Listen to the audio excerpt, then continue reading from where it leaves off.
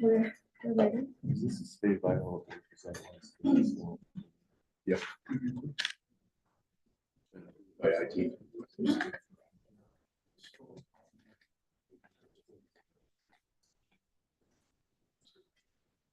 Where?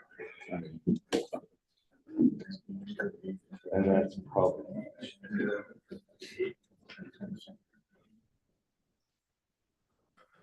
That was a good idea, concept. Well, that's great. I still, I like the whole thing.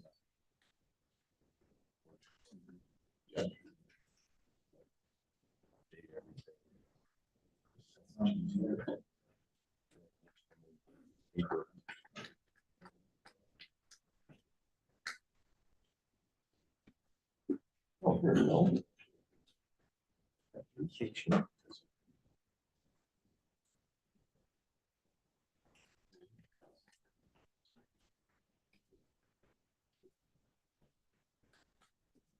So we're going to be changing it for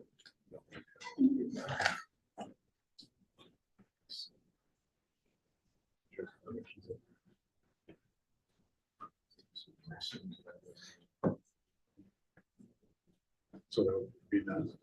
That was not true. Oh, yes.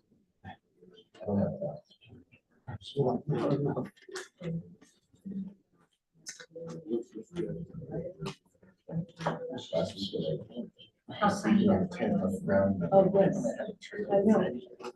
Which one? Oh, the extension office in Sandpoint? Yeah.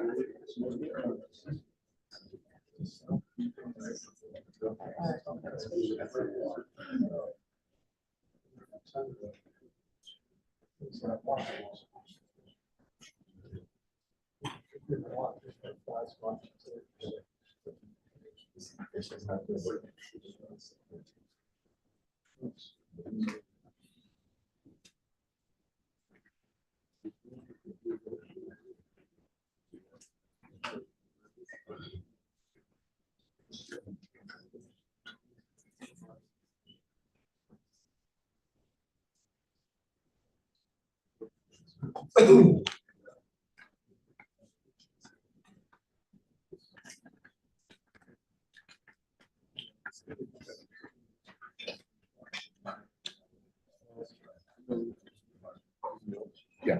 Are you ready?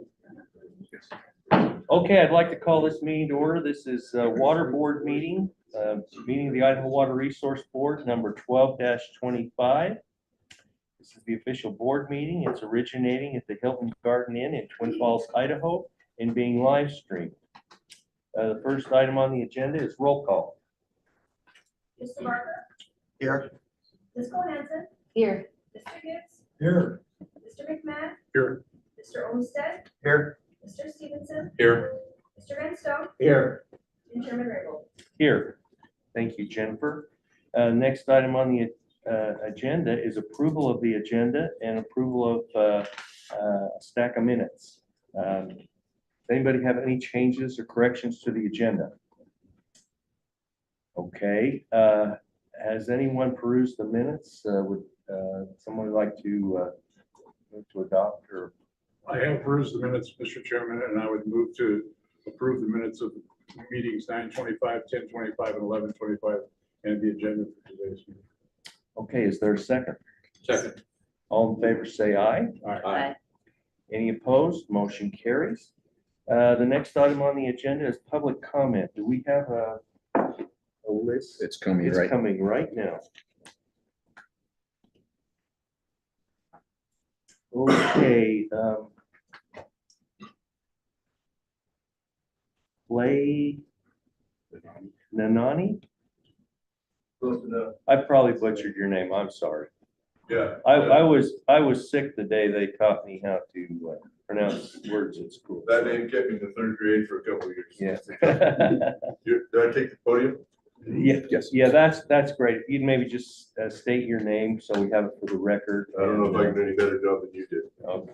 Mike Nanini, I live out south of Kimberly, Idaho. Okay, Yes, sir. welcome. So, sorry. I just said welcome. Oh, Glad to thank have you. you here with us. Thank you very much. Well, mostly folks, I just came to learn more about what myself and my neighbors just have heard about very recently. And so mostly I and they wanted to show up and kind of a fact-finding mission, if you will, and to find out, one, I think a great question would be what kind of brought this up in the first place, like why line the canal, right? Two, it seems that all things, it seems like it happened very fast, and all impacts to the residents out there and farmers and shareholders of the canal company. I don't think all things have been or couldn't possibly have been considered in all this. And so I just am here to make sure that that we understand that they have, right? And also to understand if lining the canal is a foregone conclusion, if it's been set in stone and going to happen regardless, or if there's a chance that it won't, and if there's a chance for all of us that feel will be impacted to weigh in and for our concerns to be heard and considered. So that's why I'm here. If I can expand on concerns we have at this point, if you guys are comfortable in your seats and want to give me the floor for a while longer, I'm happy to. But I don't know how much time I'm allotted. Well, we had a lot of stuff to get through, but I think I'm hearing you do have some concerns. But without question. Have you discussed those with the Twin Falls Canal Company? No, sir, we haven't had any chance to discuss with the canal company. I talked to Jason Brown on the phone last night, briefly, and that's really the extent of it.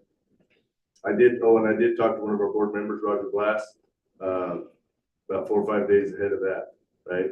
And the concerns and questions that I have and some of my neighbors and fellow stockholders in Twin Falls Canal Company, we asked these questions and the answers have been a resounding, well, we're not sure. And that does not give us the warm fuzzies, as you can imagine. And so your concerns are that if the canal is lined, the current amount of transmission loss or seepage from the canal won't be available for whatever it's being used for now. Is that Correct. Those things are, I mean, the seepage from the canal currently over the last 115 years have created these, I mean, has created an aquifer of its own. Number one, I must assume, I'm not an engineer, not a geologist, or a hydrologist. But what I must assume, if that canal's lined and there is no seepage, I must assume that the water table, first and foremost, will go down, and wells out there will need to be deepened, and it's become, right, wrong, or indifferent, a fairly populated area. And I'm just speaking of the Pleasant Valley, not the whole tract, right? I'm sure that will happen. Otherwise, that's the other thing. I don't know how far, none of us know. I mean, the rumor mill and the coffee shop talk and we haven't known long enough to talk about it at the Wednesday sale. But the belief is that, I mean, some say it's just gonna go a couple miles, some say it's going 13 miles, some say it's gonna go the whole distance of the High Line. We don't know, right? And we don't know the impacts, and neither does our board of Twin Falls Canal Company, and neither do you nice folks sitting here, right? And I just want to make sure those things are of a concern to all of us. okay? I think we've got what we need. I'd like to see you go and visit more with the canal company board. They're the actual project proponent. They're the ones that are their canal. They're the ones doing it. We're just providing funding.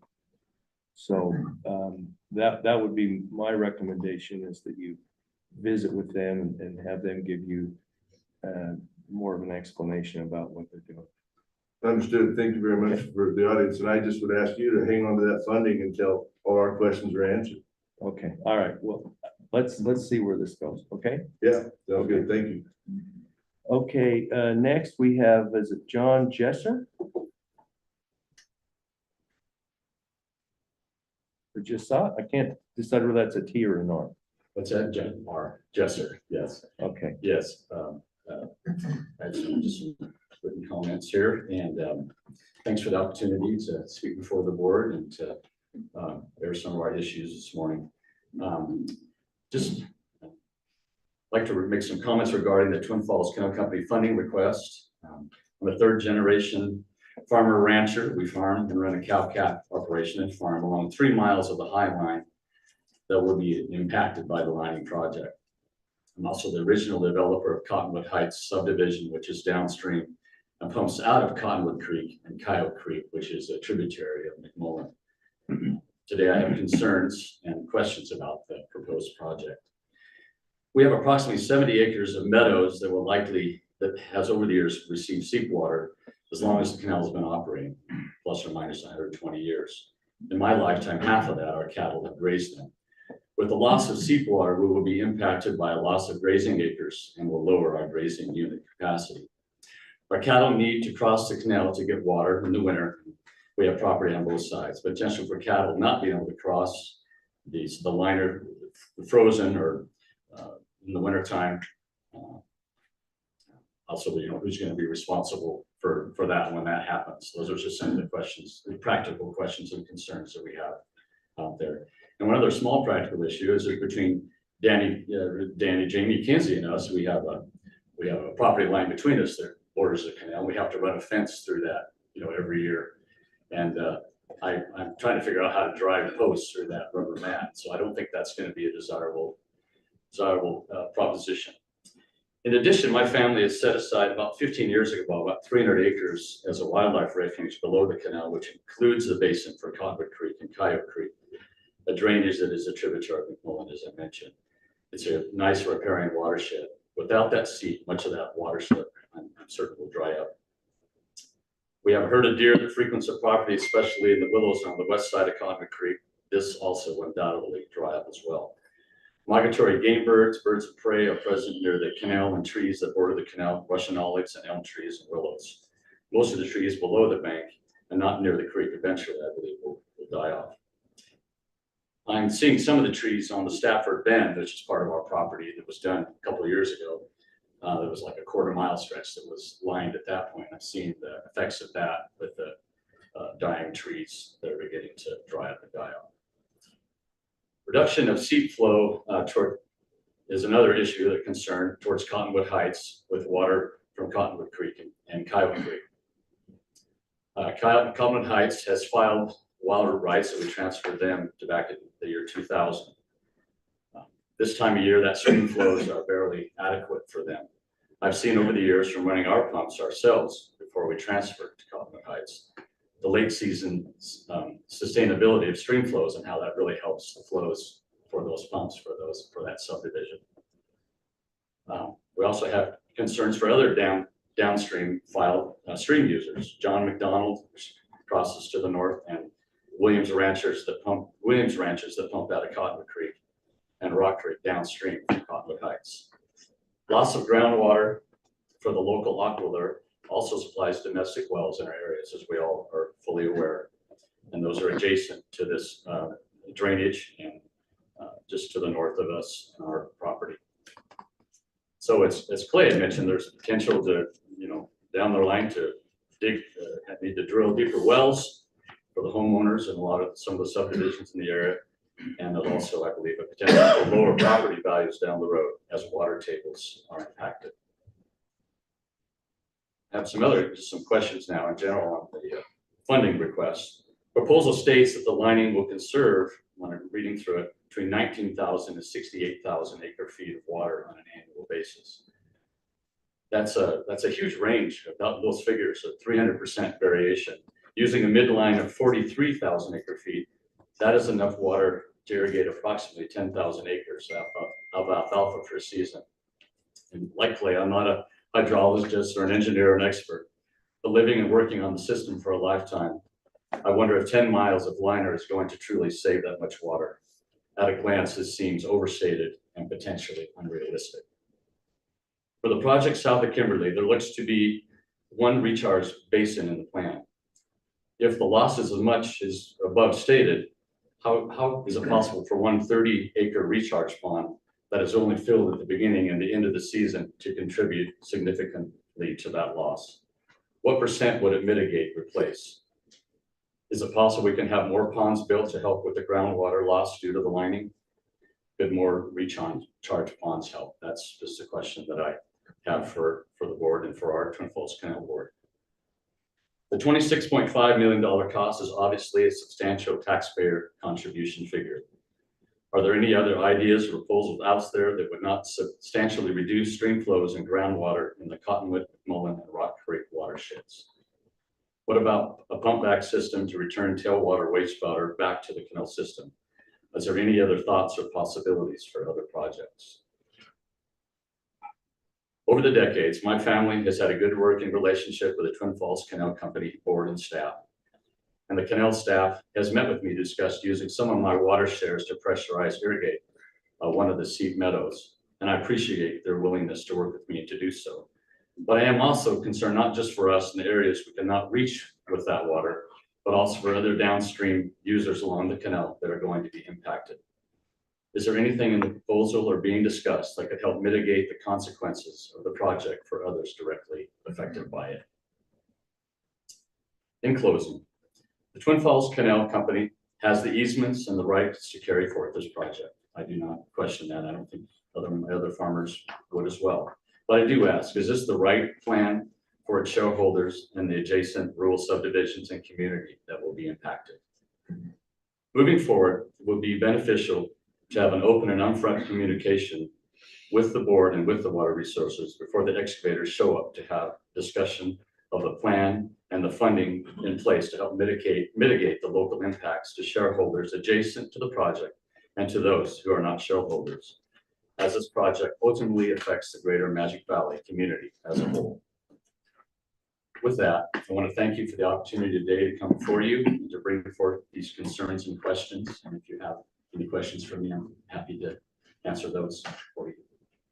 Ryan? Yes, Mr. Chairman, John, yes. I appreciate you guys coming and this, so the water board were directed by the legislature to solve a lot of problems on the whole state to, we've got dwindling water supplies and we need all the water. So everybody's going to have to use less water, and one of the ways we do that is with canal lining. But of course, in an ideal world, like I said, canals would leak a lot when we have lots of water and not leak much when we don't. And I'm just trying to answer a few questions for the whole group here. So we have this kind of a double-edged sword to conserve water, but also water that goes into aquifers is not lost. It's saved or used for other purposes. So this is not just in your area. This is everywhere. I know Jay took us on the tour yesterday, and one of the things he said again and again is, we don't want to have winners and losers. The canal board is you guys. I mean, and I think they don't know how much, some seepage comes from the hills, and probably in that area more than a lot of the tract. But that being said, everybody on the Twin Falls tract, and really everybody in southern Idaho, is drinking canal water one way or another. And so canal leakage is what supports all of our domestic wells, all of our seep streams, and a lot of water rights downstream. So it's something that everybody on that canal board has domestic wells like you. And so I think recharge is part of the key. I think if the savings are real, that's something to work with the canal board on. I don't want to see Cottonwood Creek dry up. I don't want to see McMullen Creek dry up, and I don't want to see my well or anybody else's well go dry. But we do need to, we get the finger pointed at Twin Falls Canal, but we're asking pumpers in eastern Idaho to shut off while we're still, most years delivering full water. So there's a responsibility to save, but also not to put the burden on everybody, that's using the existing water to support other uses that the state wants. So it is a balancing act, and It's a question I've had for, ever since we started lining canals and stuff is, what's the collateral damage? And so it's, it's getting better understood over time, but it is true that, you need to really work with the canal board, because I think there's, if the water savings are real, then there will be impacts to the aquifer, but there will be water to try to mitigate those impacts. And you guys are shareholders, almost all of you, I assume. And Vince brought this issue to my attention a few days ago, but I've known for a long time that everywhere we line canals, and piping laterals, so we're having those impacts, and I don't need to stand on this soapbox any longer, but I'm a stockholder in Twin Falls Canal too, and I know my well depends on the low line canal in my circumstance. And most areas, the canal doesn't leak near as much as it does through the Rock Creek, McMahon Creek.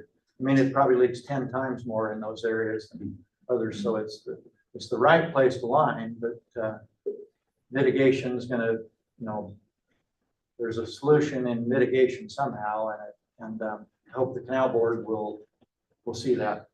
Well, that's enough for me, Mr. Chairman. I'm just trying to maybe, get us not going too long on this topic. All right. Other board members? Thank you. All right, thank you. Okay, next up, we have Gerald Tews. Gerald, welcome. Thanks for coming and seeing us. Well, I know a few of you, but not many. Water, to me, the most important thing, or the most powerful thing on the face of the earth, is reproduction. And it takes water to reproduce everything. But at Twin Falls Canal Company, we have the first in time right. To me, the politics plays a big part in this problem that we have on the canal company. They, if they just say, okay, this is the law, you supply the water. But nobody wants to take that position. So what do we do? Well, there's several things we can do. We need to store it. Nature is not able, on the average, to replenish what we're taking out. And therefore, why we can start with on the low end for the fish water, all the way down. Cold water, you never see a fish hatchery in hot water like the snake does in the middle of the And so that would help. We have to, by law, dump a bunch of water down there to flush those fish. In fact, a lot of water if it's available. And then going on up to the river here, we can expand raise Minidoka Dam. And they tell us that that fills 50,000 acre feet pretty much every year. And that would take care of about half of Twin Falls' problem.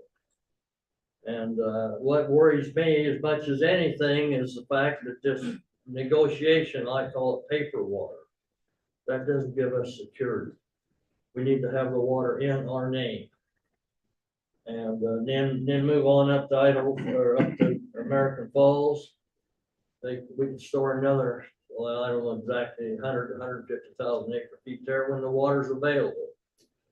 And then we have to deal with the Indians. Well, whatever, we can, just as a thought, give them a third of the water storage, and then they can lease it out. We haven't lost the water. Then go on up to Jackson, Ryrie, and some of those others. Then up to Teton, and it can be used as a water management for flood control to a degree. And that would help the flood this year, the Bureau of Reclamation. I don't know how much water they dump down the Snake River. It made me sick every time I looked at it to see this fresh water go to the ocean. And but then the other part that we need to do is we need to have, wherever we have the extra water, to go into the aquifer. Not just 2 or 3, well, I don't know how much acre feet, a couple hundred, but if there's 4 or 5,000, tremendous amounts. Once in a while goes down that river. So, and then that helps us on our spring flow. See, our right is spring flow, springs water. And the pumpers have depleted down below it. You know, what a spring is just a crack in the rock. And then when it gets below that, the water can't come out. So there's a lot of issues, but we can solve a lot of them, but it takes money and it takes time. But we gotta have a plan. If we don't have a plan, why we're just wasting our time to talk about it. So anyway, I appreciate the board's effort. We have lunch with our representative, Brian. We give him heck every once in a while. Well, he maybe doesn't need it, but he gets it. I'm always happy to hear from you, Gerald, because Gerald is a mentor for a lot of people here in Twin Falls. So. But anyway, that's, things can be done to make it better. It takes time and it takes money. The Galloway Dam is probably, since we started talking about it 8, 10 years ago, and then they got the engineering done, it's doubled in price to build. We have a river crossing, third river crossing here we're talking about, and that's doubled in price in the last 10 years. So where do we get the money? But I know from experience of dealing with BLM in a big way and DC and the like, that if we'll go back to DC and say, hey, we're willing to contribute, set ourselves, we'll walk out with money a lot quicker, because we're trying to take care of ourselves and our problems. So anyway, these are things in my mind that we can't do, and we need to have a plan and get with it. Thank you. Stick around. There's a lot of people in the room today. We're going to be talking about how we move forward with a study that will get us to a place where we can formulate a plan. I appreciate your comments. Thank you. Well, you know, without a plan, you never get anything done. Okay, that's all I've got. Okay. All right. Next up, I have Brian Murdoch. Welcome, Brian. My name is Brian Murdoch. I am a farmer from Bingham County. As you all know, I'm one of those dreaded groundwater pumpers. But I would like to start off and thank Mr. Toombs for his comments, and I would like to say ditto, because everything he just said, I 100% agree to, especially the Galloway Gap or Galloway project and that dam. I've been saying that for a long time. Since he took most of what I wanted to say, I just wanted to bring this up. I've spent the last week at the East Idaho State Fair passing out these cards and talking to people. I gathered, at least myself, over 400 signatures for this petition for Senator Cook. This, of course, is all relating to the Upper Basin Study Project that you guys will, I'm hoping, support today. And that is at least what I have been told. I want to say the public is behind it. Of those people that I sat and talked to, very rarely did I get anyone who said we can't rebuild the Teton Dam, or any negative comments. Usually if I chose to go talk to somebody, they signed willingly and happily. It was actually very much overwhelming. I wasn't a very good signer-upper because I talked too much to them, just like I talked too much to you guys. And since I had just visited the Colorado project called the Chimney Hollow Reservoir Dam over there in Loveland, Colorado, I had just seen a brand new dam that was very similar to the Teton Dam. And all the upgrades and infrastructures that they changed in between those 50 years since we built the Teton Dam. The Teton Dam alone isn't the answer, but it is just one of them. And this is what I'm hoping that this Upper Basin study will point out. Raising Minidoka Dam, which I am in 100% support of. Raising Jackson Dam, once again, 100% in support of. Changing the levels in the American Falls where we can store more water in that. that's a no-brainer right there. And also possibly looking into other agreements like the Nez Perce agreement and trying to figure out ways in which we can rearrange some water. But anyway, I will be brief. Thank you. I appreciate all the support you've done. I know that there have been lots of work done. The Minidoka Irrigation District has done a wonderful job. I never would have thought as a groundwater pumper from Bingham County that I would be welcome in the Minidoka offices and received. And here's a project that can unite Idaho. Let's get behind these studies. I appreciate it. Thank you. Thank you, Brian. Okay, next I have John Williams. Welcome, John. Thank you, Mr. Glad to Chair. have you with us. Thank you. John Williams, Bonneville Power Administration, Mr. Chairman, board members, Director Weaver. I'm gonna be very brief and quick.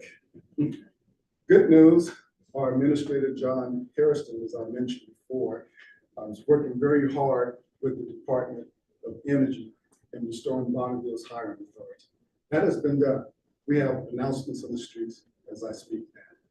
We're looking for apprenticeships, engineers, and other specialists. Second, BPA, we're announced at the end of the month, is 42nd U.S. Treasury Payment. So I will probably send that out to you once it's publicly made. And last, BPA is drafting a framework, hopes of having a conversation with regional partners under the Accords post 2028. Mr. Chairman, that concludes. Thank you. Appreciate the update and always good to have you with us, John. Thank you. Okay. All right. That is all that I have that indicated on the sign up. They wanted to give public comment. Have we missed anybody?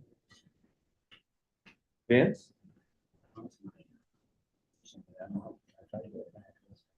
Thank you, Mr. Chairman. I wasn't intending on saying much, but I, first of all, want to welcome you to Twin Falls here. It's great to see you move about the state. That you stop by and see us now and then. I certainly appreciate the Water Resource Board. You know, I'm an old member. And I enjoyed my time on the board. The board does some wonderful, wonderful things. You know, in regards to the lining project, it occurs to me that I can understand all the things that the board is looking at and what we can gain by the lining project. And I also see that all the consequences of lining the canal, we don't understand completely yet. We know that there's going to be issues, primarily, I'm sure that there's going to be some well issues, there's going to be various issues that Mr. Jesser mentioned as well. And my purpose in standing here right now is to say that probably the best thing that I think we can do as we look forward into the lining project as we bring it to a completion is that this mitigation is going to require some money. And I think that the board needs to seriously consider putting some money aside to take care of the mitigation issues that will come. There's no doubt there's going to be mitigation issues that we're going to have. And probably one of those is going to be some recharge sites along the way. And I can see in the spring of the year when we're on natural flow that we might be able to develop some recharge sites along there that will help mitigate our stock levels. And I think sometimes we have unintended consequences. And one of those unintended consequences could be that if we don't set some money aside, that what we thought we were going to help, we're not going to help. We don't want to tax the Twin Falls Canal Board or the Twin Falls Canal stockholders to mitigate for the recharges projects that we may have to build and for the issues that will probably come up, some of which I don't know, but obviously the one, of course, is the decline in the well depths that will probably happen. So in conclusion, if you can set some, I know we're in the hearing part, or I don't know where the hearings are being held, but I think if there was some money set aside for mitigation, that the whole thing would be a lot smoother and better accepted. Thank you, Mr. Chairman. Thanks for being here with us. Okay, I think that completes public, I have one more. Mark Murphy? Yeah, you're on, okay. Oh, I have slipped up. You did check the box.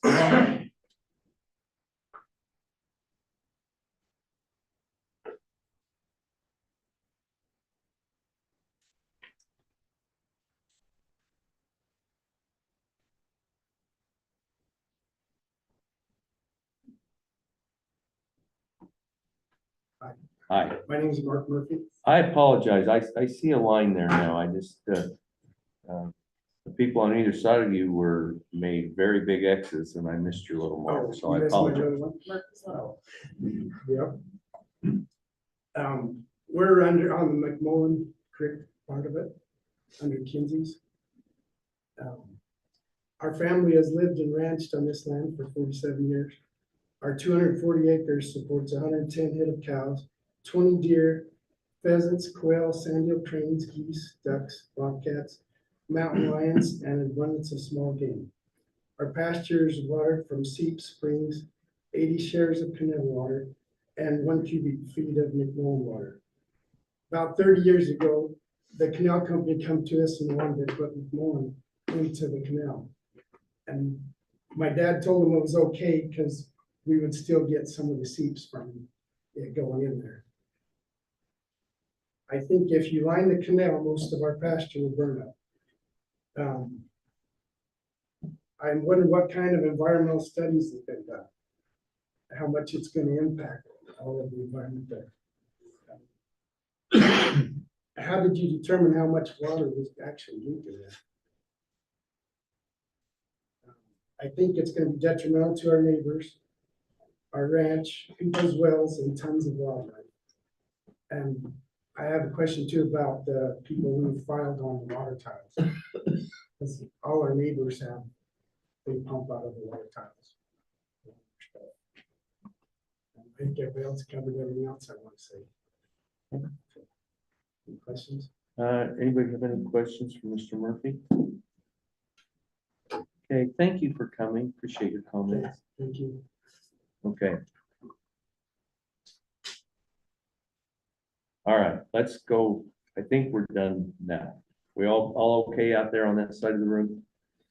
Okay, next up on the agenda is the financial report, Mr. Patton. Neely Miller is on by video conference. We'll give the financial report, Mr. Chairman.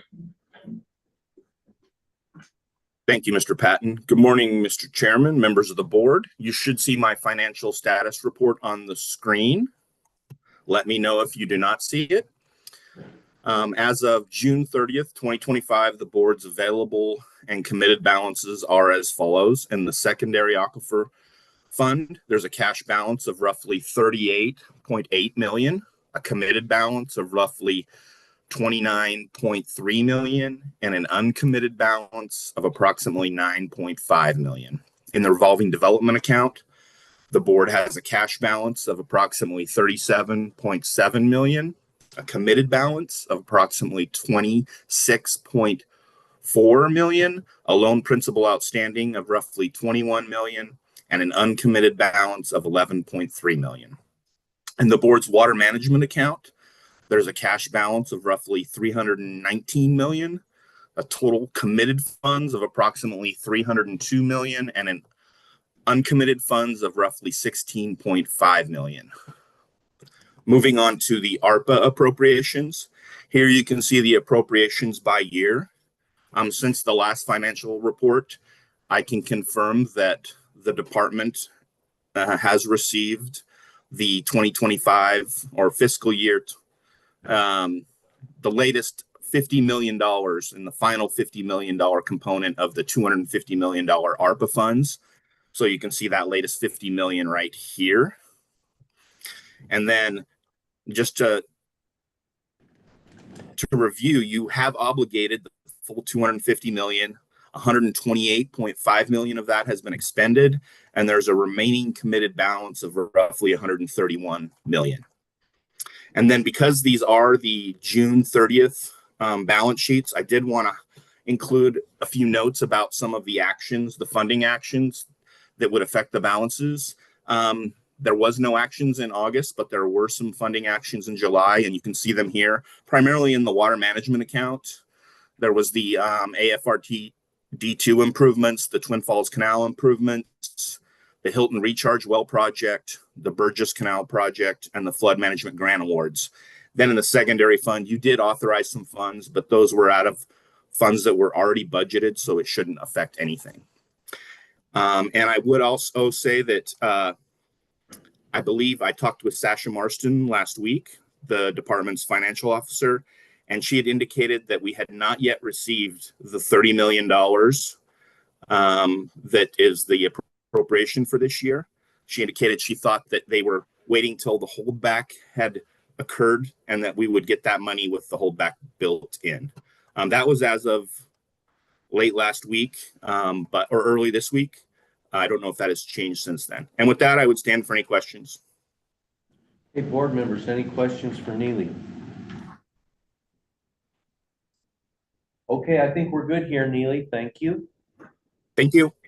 Okay, next up is the water management account spending plan. Mr. Chairman, Cynthia will walk through this, and then you will have a resolution for a proposed action on this item. All right. Good morning, Cynthia. Good morning, Mr. Chairman. So in your workbooks, you do have a copy of the resolution that we'd like to discuss.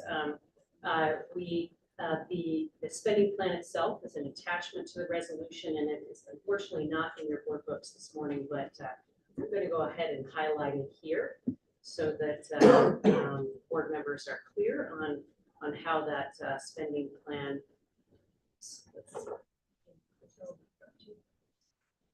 We'll take just a moment to bring up that spending plan.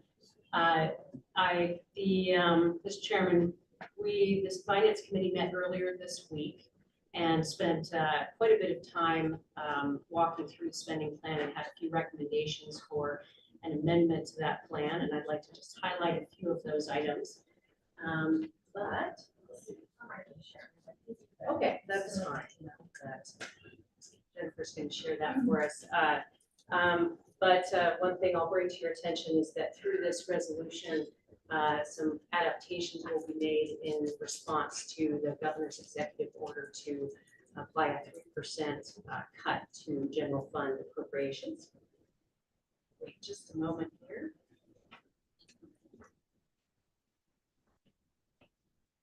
Okay, there we go. Yeah, we'll scroll down to the spending plan itself. All right, stop there. So what you can see at the top of the spending plan, which is our standard format, is a list of the appropriations to the board to date.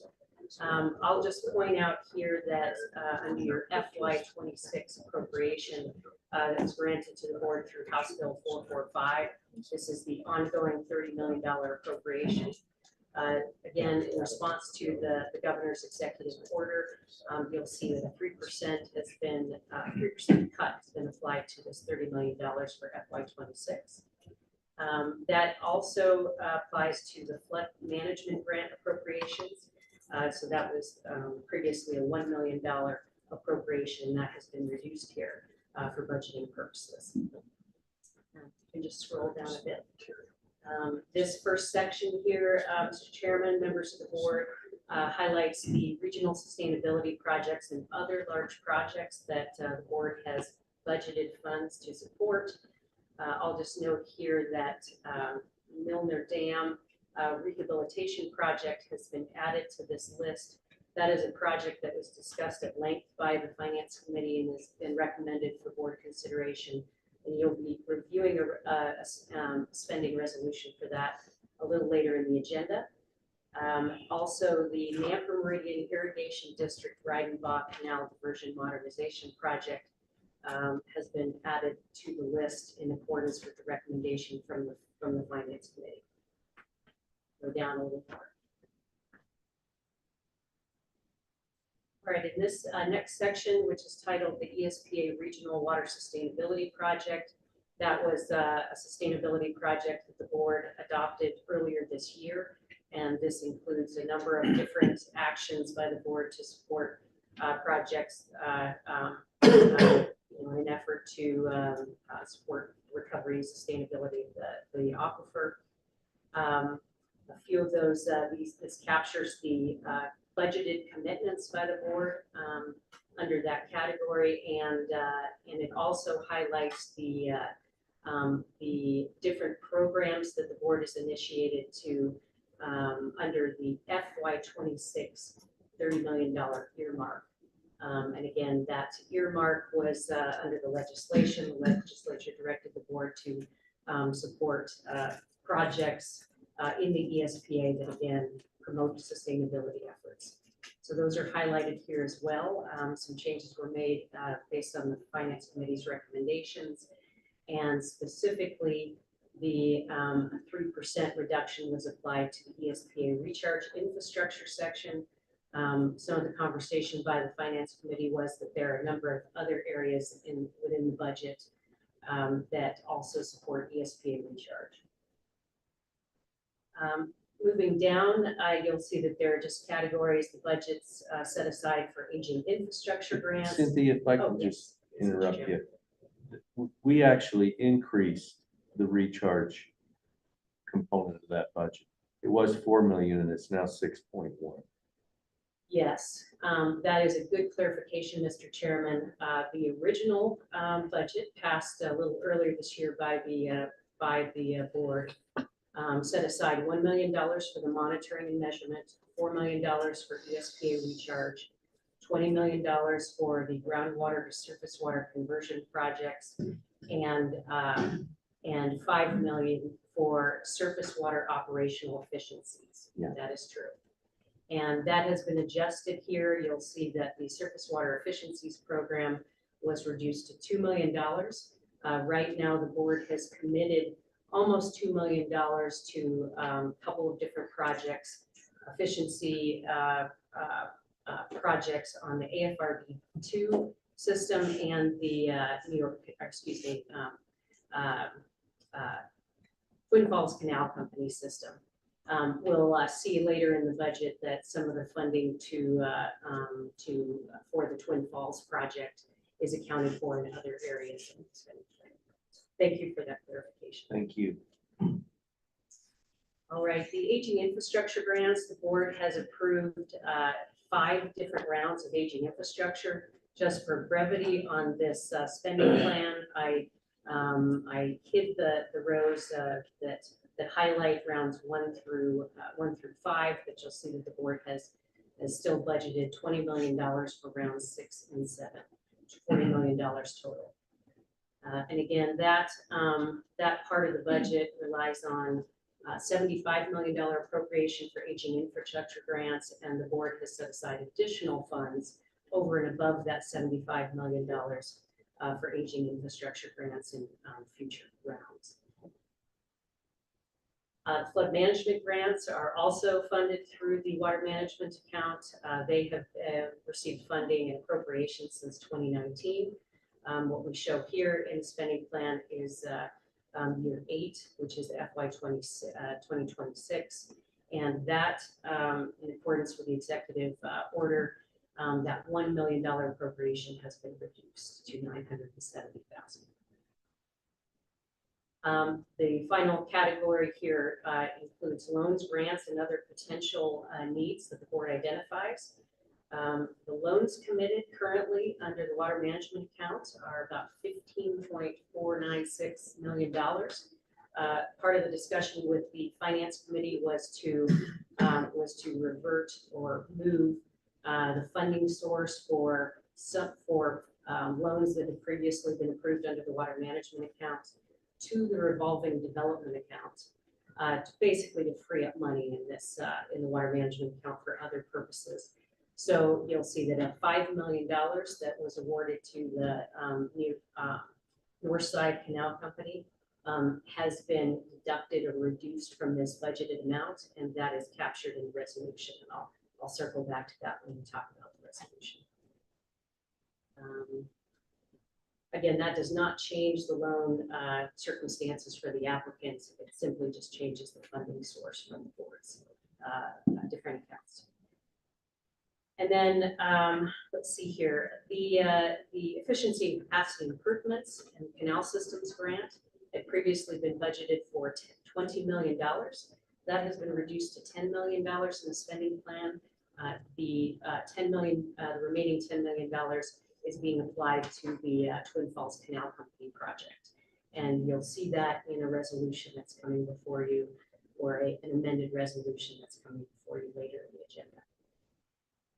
So I guess one other comment I neglected to make at the top of the resolution, I don't know if we need to go there, but we have included the additional interest that has accrued to this account through the end of August. So with the help of our fiscal officer, we've verified that amount. And so that has, I guess, increased the available funds to the board. And you'll notice that you have a remainder of $5.1 million available for future or other allocations as they come. Excuse me, what was that amount on interest again, Cynthia? Go to the top. Thank you, Jennifer. Yeah, let's see, down a little bit to the top of the spending plan. Keep going down to the very beginning of the spending plan document. Oh, yeah, sorry, at the appropriations there. Thank you. Just a couple more lines. Okay, there we go. You'll see that the interest earned through straight state treasury is $32 million. And again, that is as of August 31st. You also earn interest on the loans that are in the that are also in the water management account. And our fiscal officers recommended that we separate those just to distinguish those from your planning purposes. If you go back down to the bottom of the spending plan, you'll just notice that as we discussed this with the finance committee, that we wanted to acknowledge that the board has also committed funds in future appropriations from the ongoing $30 million appropriation.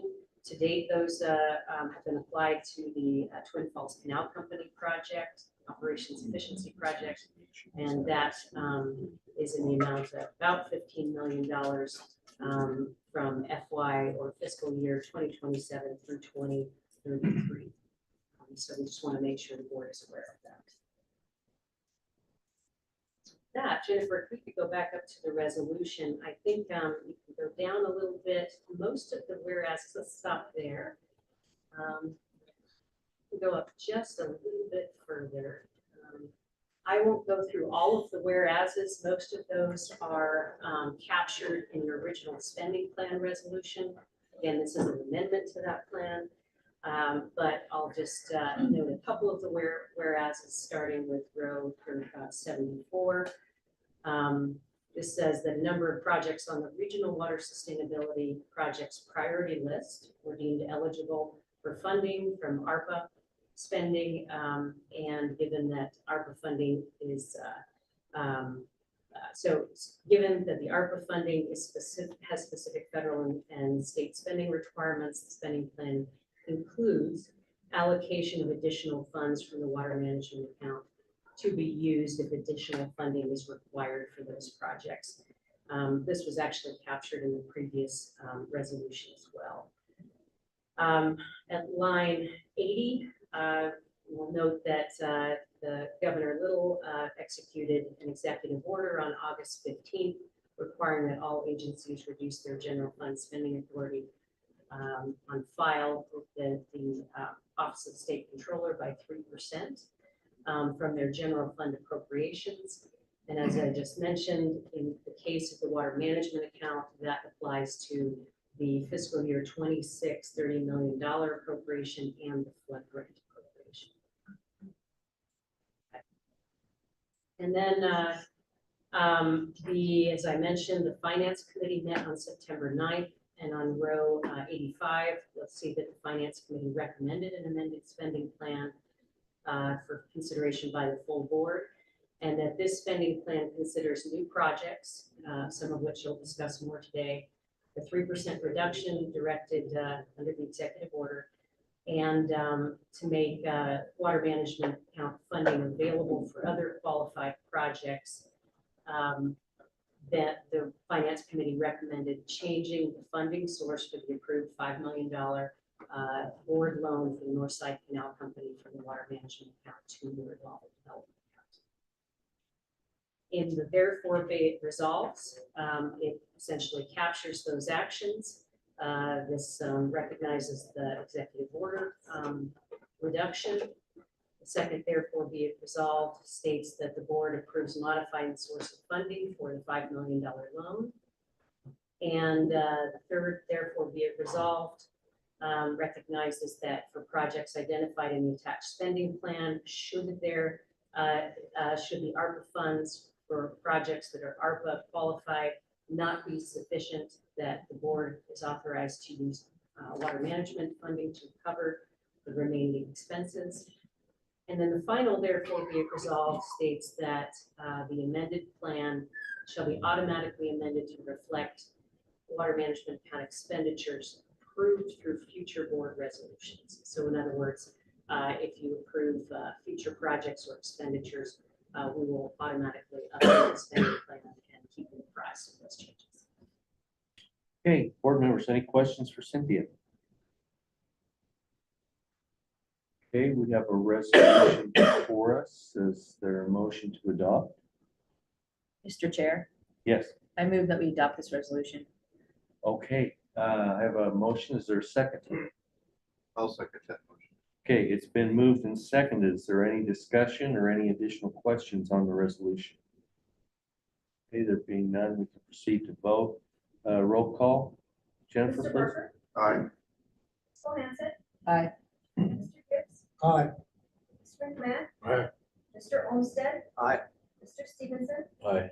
Mr. Grandstone, Aye. and Chairman Raybould. Aye, motion carries. Okay, that takes care of that. Okay, the next item is the secondary fund budget.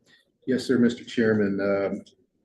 Very similar to the water management account budget, the governor's holdback order affects the secondary fund Okay, as well. So Wesley will briefly walk through the proposed changes that are proposed to be made in the secondary fund budget. So as Jennifer is finding it,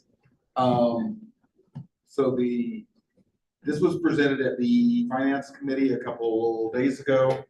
And so we covered the details there.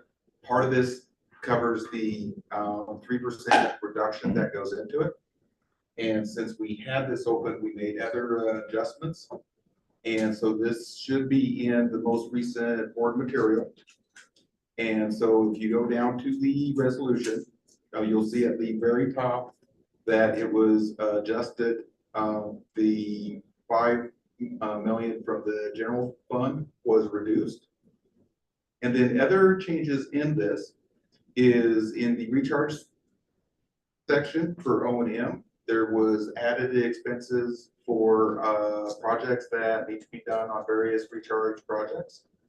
And that also includes the potential, if you decide to move forward with it, is a water quality study from the USGS. And then further down from that is additions to the investigation for this secondary fund for recharge. The other changes, there was 50,000 added in the Treasure Valley for a new study of looking at the reach gains in between Lucky Peak and the Star Bridge. And then there's also another kind of 50,000 line item that's for the potential of looking at a recharge project in the Treasure Valley. So that covers the changes to the Treasure Valley. And then the last addition was down in the hydrology division portion, where there's 115,000 added for a statewide study that is going to look at the peak flows throughout the state of Idaho. And so really the only, I forgot to mention one of the most important things is up in the cloud seeding portion, there was 900,000 removed from the budget because the project with the Bear Pit, the Bear Valley came in much less than what we had originally budgeted for. So the long and short of it, there's not a really big change in what's reserved for other aquifers. That was reduced slightly to around 519,000. And that is a very 598,000. So that's a very brief update. Again, this was covered in the finance committee and they recommended it for approval. I would stand for any questions. Okay, I think you did great. That was gonna be an open book test, but you passed it without relying on your notes. Yes. Any questions for Wesley? Okay. Brian, did you? No. Okay, I think we're good to go then. Do we have a resolution on this? Yes, you do have a resolution.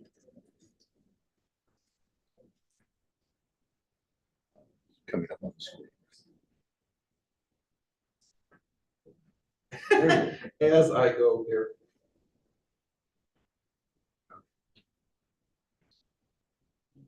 Here's the resolution. And we'll get to the now therefores. Let's go over a little bit. Make it a little bit bigger. So I just know with my eyes, I can't read it.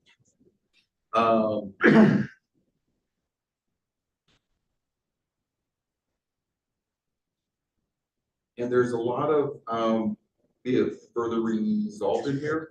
And basically what those deal with, any place in the kind of spreadsheet looking place where you don't see an asterisk, the board's saying that we can move forward with those projects and we will keep you informed. If it has an asterisk on it, then we have to bring it back to the board for a further resolution.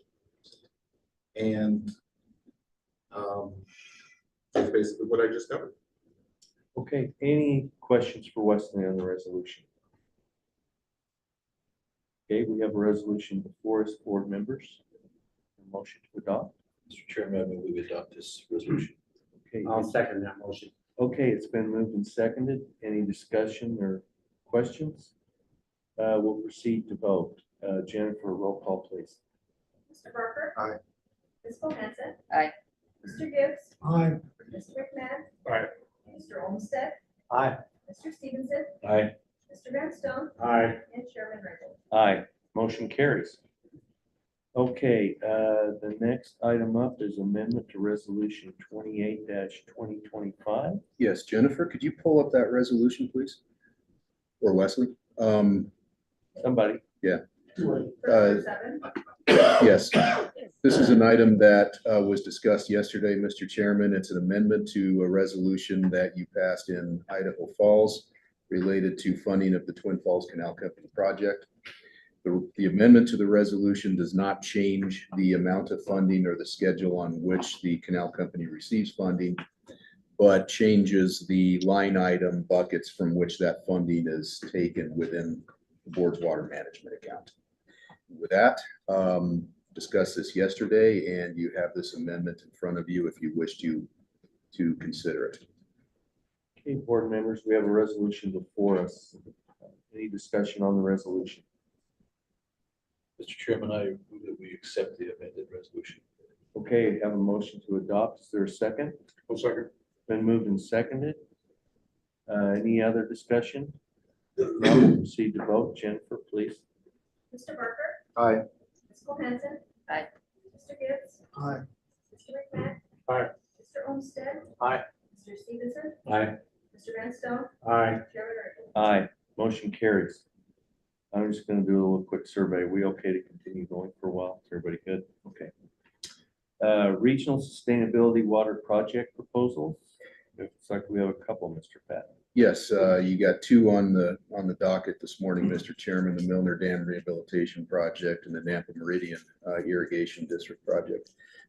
First, we'll talk about the Milner Dam Rehabilitation Project, and I think Justin Ferguson is queued up to introduce that project, and then I believe you have a resolution in the event you choose to act on it. Yes, all right, welcome, Justin. All right. Hey, good morning. Good to see you all. Let's see. So I was waiting for my screen to catch up. So a quick recap. Milner Dam submitted a proposal for your consideration. It was presented back to the Finance Committee on Tuesday.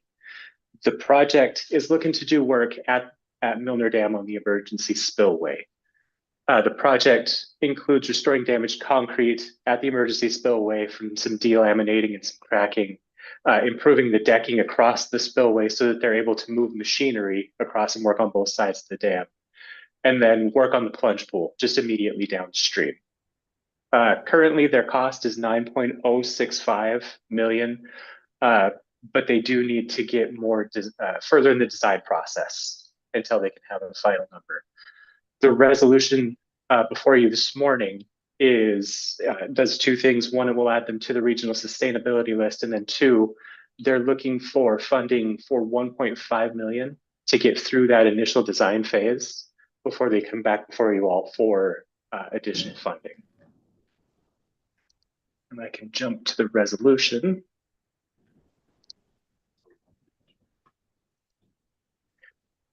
All right. And then one quick change from the material that is in your book. I caught it, actually Jennifer caught it for me last night. On line 34 in the now therefore it be resolved, the Milner Dam Rehabilitation Project is added to the regional sustainability list. I've also accidentally included the following project, the Raybould project from Nampa Meridian. I've got a strike through. I wanted to make sure that you knew that would be taken out. But then jumping to line 38, the IWRB approves $1.5 million in regional sustainability for Milner Dam to pursue design work to a 100% level of the project. And then jumping down just a little farther, upon the accomplishment of a satisfactory level of design, they will come back before you for the remainder of the project funding. And with that, I'm happy to take any questions for whatever you might have. Board members, any questions for Justin? Yeah, I think we might have a representative from Milner Dam Incorporated. They would like to, any comments? You're good? Yep, there's no questions. I'm good. Okay, yeah, okay. All right, thank you for being here, by the way. Okay, we have before us a resolution to add the Milner Dam Rehabilitation Project to the Regional Sustainability Project and to fund the study. Mr. Chairman, I move we approve this resolution. Okay, is there a second? I'll second. Okay, it's been moved and seconded. Any further discussion? There being none, we can proceed to vote. Jennifer, could you call the roll? Mr. Barker. Aye. Hanson. Aye. Mr. Gibbs. Aye. Mr. McMahon. Aye. Mr. Olmstead. Aye. Mr. Stevenson. Aye. Mr. Redstone. Aye. Chairman Raybould. Aye, motion carries. All right, Next thank you. up, we have Nampa Meridian Irrigation District. Yes, and I believe Neely Miller is going to give a brief intro and walk through the proposed resolution. And it looks like we've got a row of folks from the irrigation district here.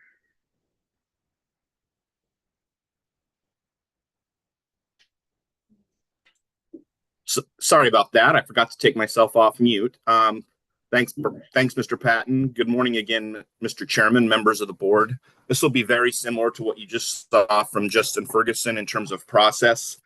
As you'll recall, a project proposal was received from Nampa Meridian Irrigation District for the Raybould Canal Diversion Modernization Project. That was received in August. Total project costs are roughly about $20.9 million. The board has previously provided about $854,000 in aging infrastructure grant funds. At this time, Nampa Meridian is requesting to be added to the regional water sustainability list and is requesting funding to support the work for this project. The additional funding would bring the total state funding for this project to $10,023,258. I would say, as Mr. Patton has pointed out, there are several representatives in the room from Nampa Meridian Irrigation District, if there are questions. And I would also now jump to the resolution. I'm going to pull up an updated resolution The one in your materials had a typo similar to the one that Justin Ferguson pointed out in his presentation. Here, I'll just start at line 36. This past Tuesday on September 9th, the Finance Committee recommended that the board add this project to the list and approve requested funds. So now therefore be it resolved. Oop, I got a double there, so I'll get rid of that.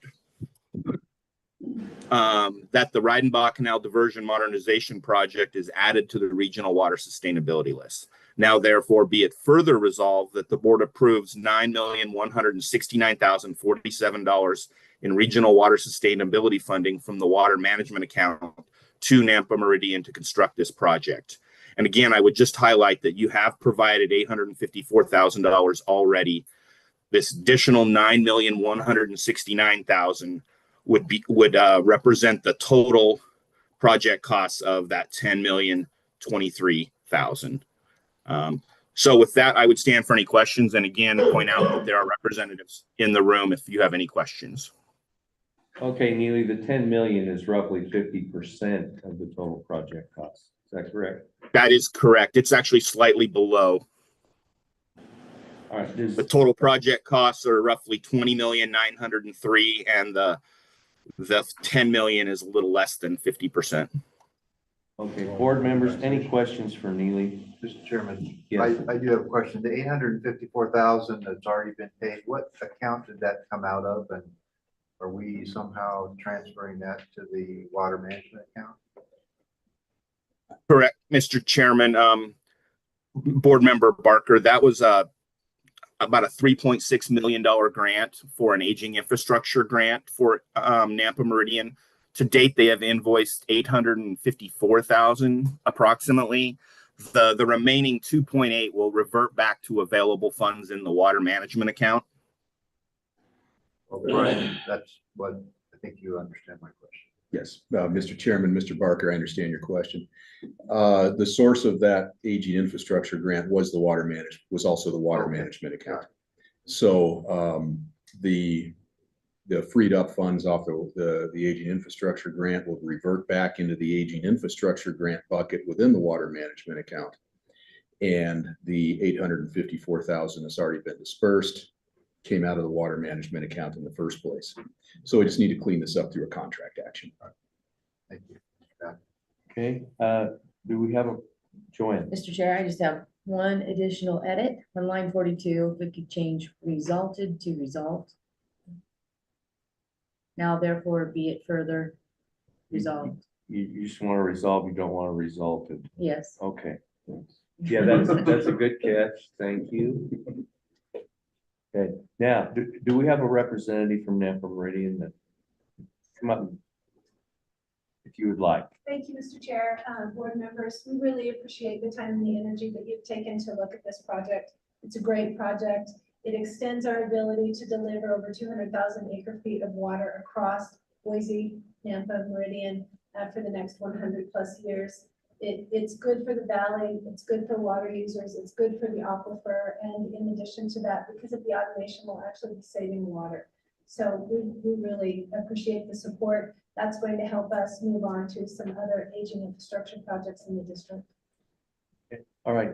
Thank you for taking the time to attend and working with us. We appreciate it. We do have Donald Barksdale, the board president, Will Patterson, who represents Meridian, and Greg Curtis, who went from water superintendent into a new position, and he will be hands-on overseeing this construction project, which is going to start in a month from now. Thank you. Thank you. Okay, board members, we have a resolution before us. Looking for a motion to adopt. Mr. Chairman, I move to adopt the resolution as amended during our discussions. Okay, we have a motion to adopt the resolution as amended. Is there a second? Second. Okay, it's been moved and seconded. Any further discussion? There being none, we'll proceed to vote. Jennifer, we please have a roll call. Mr. Barker? Aye. Ms. Cole-Hansen? Aye. Mr. Gibbs? Aye. Mr. McMahon? Aye. Mr. Olmstead? Aye. Mr. Stevenson? Aye. Mr. Van Stone? Aye. Chairman Raybould? Aye. Motion carries.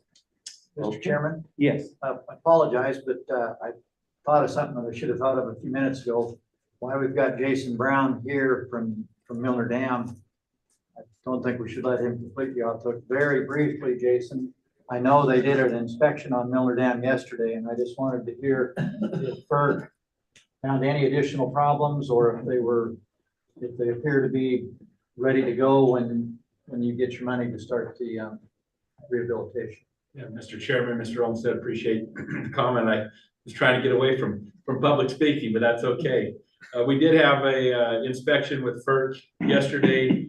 All went well. There are a few comments, but there typically are always comments associated with those inspections, but nothing that we haven't already been working on through this process.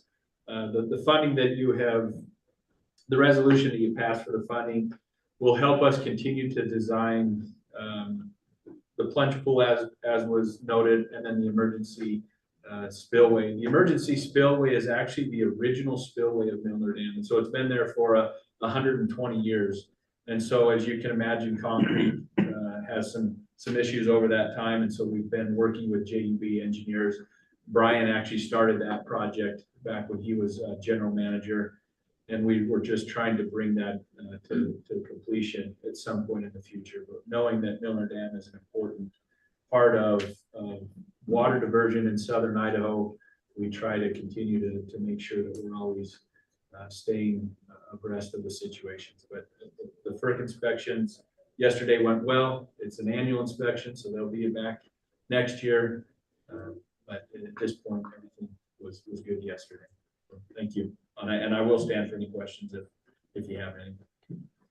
Right. Just quick, Jason, and FERC does know that you've got the big plan for rehab. Yes. And Yeah, we've kept, so the plan has, at this point, is FERC always likes to see about a 30% design to make sure comments are given at that percentage of design, and then we can move into further completion. And at this point, the schedule is to have a 30% design review, a 90% design review, and then provide a final document for their review.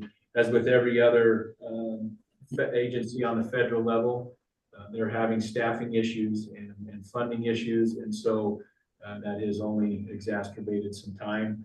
And that's why we believe that the regional sustainability funding mechanism allows us to continue to come back to the board and have these conversations as the project continues to move forward. But we do anticipate this will be a multi-year project just because of some of the other factors that are outside of our control.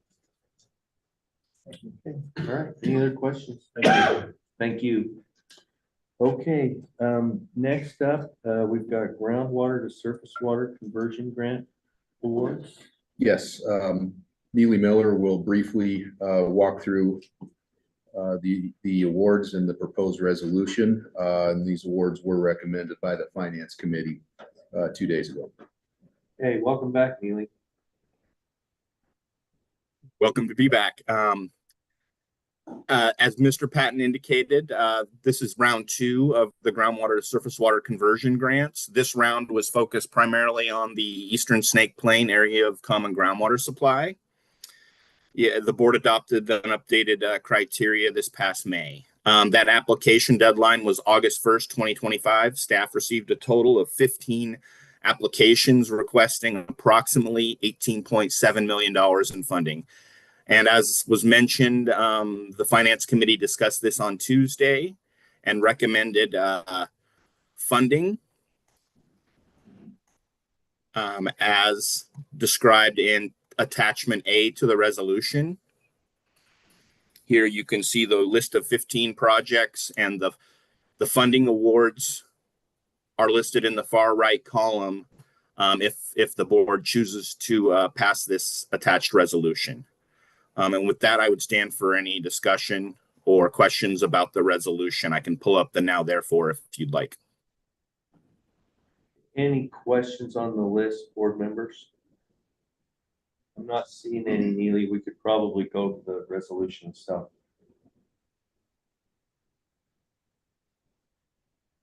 Right in here on line 21, you can see the now therefore be it resolved, the board approves the award of ESPA groundwater to surface water grants from the water management account as specified in attachment A to this resolution. Okay, board members, any questions on the resolution? Mr. Chairman, I will go ahead and move that we approve this resolution on the surface water to groundwater resolution. Okay, is there a second to the motion? I'll second. Thank you, Pat. It's been moved and seconded. Any further discussion or comment? There being none, we'll proceed to vote. Jennifer, could we have a roll call, please? Mr. Barker. Aye. Ms. Cole-Hansen. Aye. Mr. Gibbs. Aye. Mr. McMahon. Aye. Mr. Olmstead. Aye. Mr. Stevenson. I should probably stay. Mr. Grantstone. Aye. And Chairman Raybould. Aye. Motion carries. Okay, next up is the Upper Snake River Basin Study Proposal. Mr. Chairman, I'm suggesting this one might go for a few minutes, so it might be. Okay, okay, I've been waiting for that cue.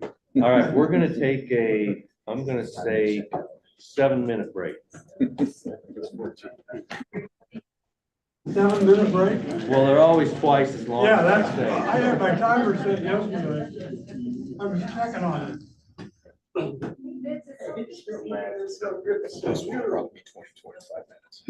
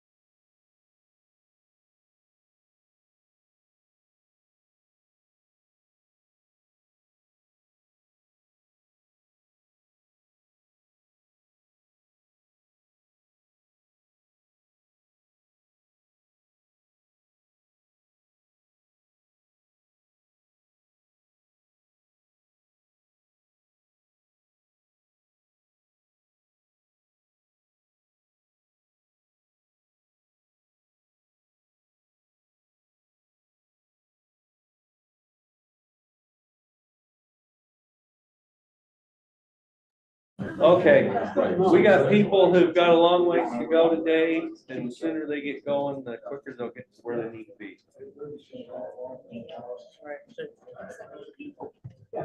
Okay.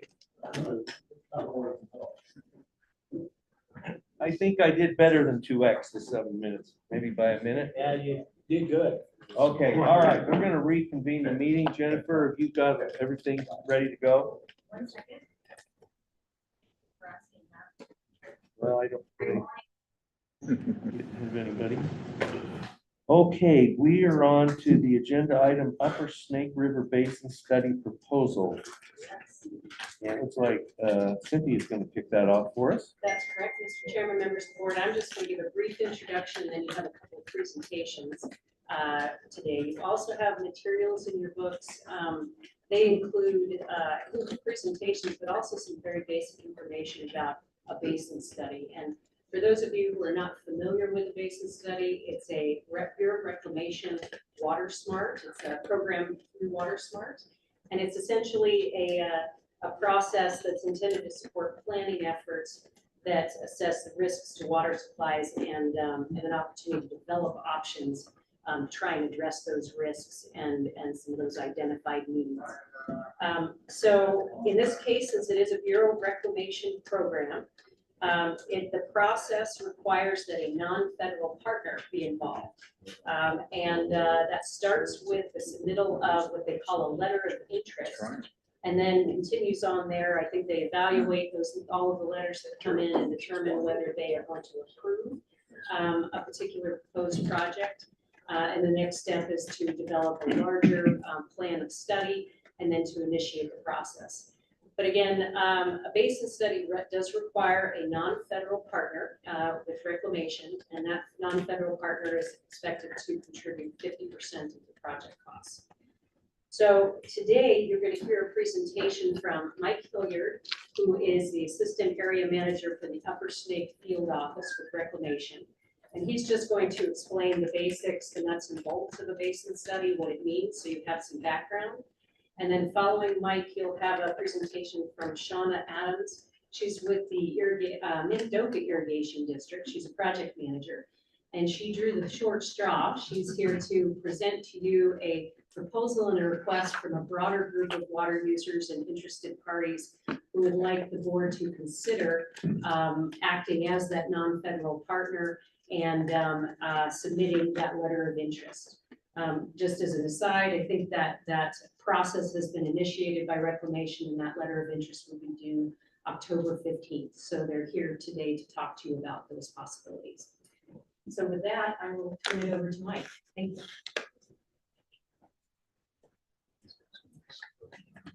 Welcome, Mike. Good to see you. Hey, good morning, Chairman and board members. Thanks for inviting me to share some information today on what is a basin study.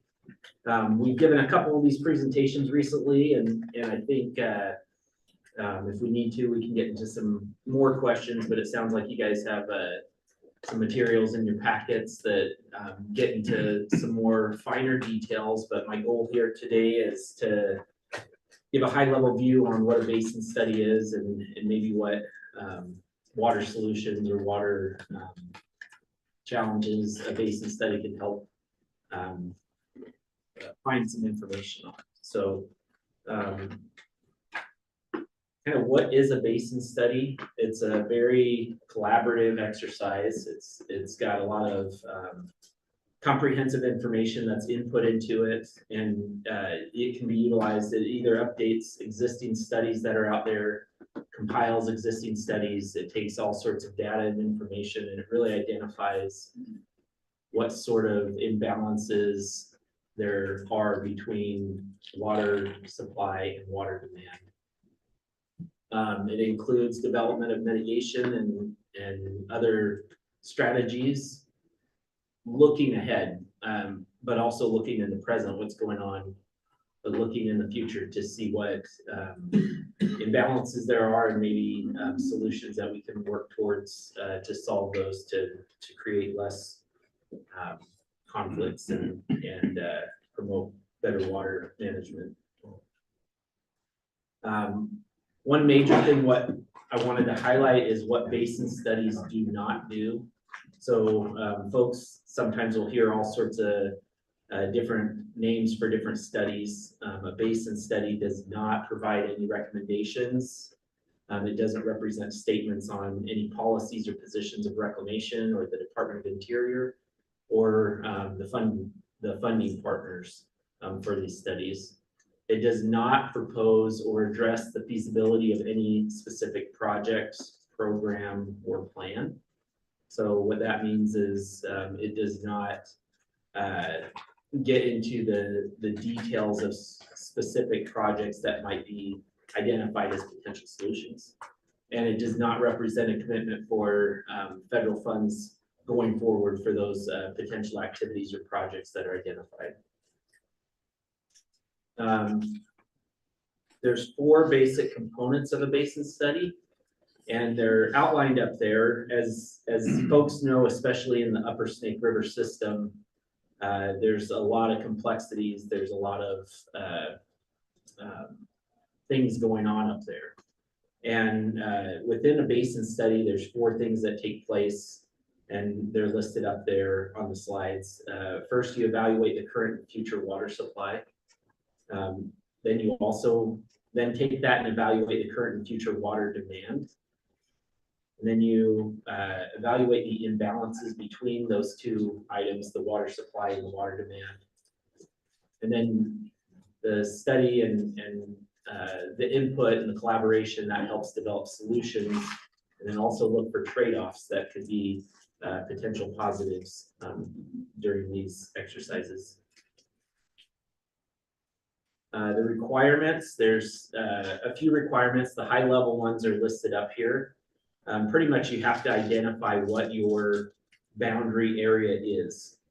I'll kind of talk about it in just a little bit, but there's been several basin studies that Reclamation has put on across the West. And some of those studies cover a small geographic area.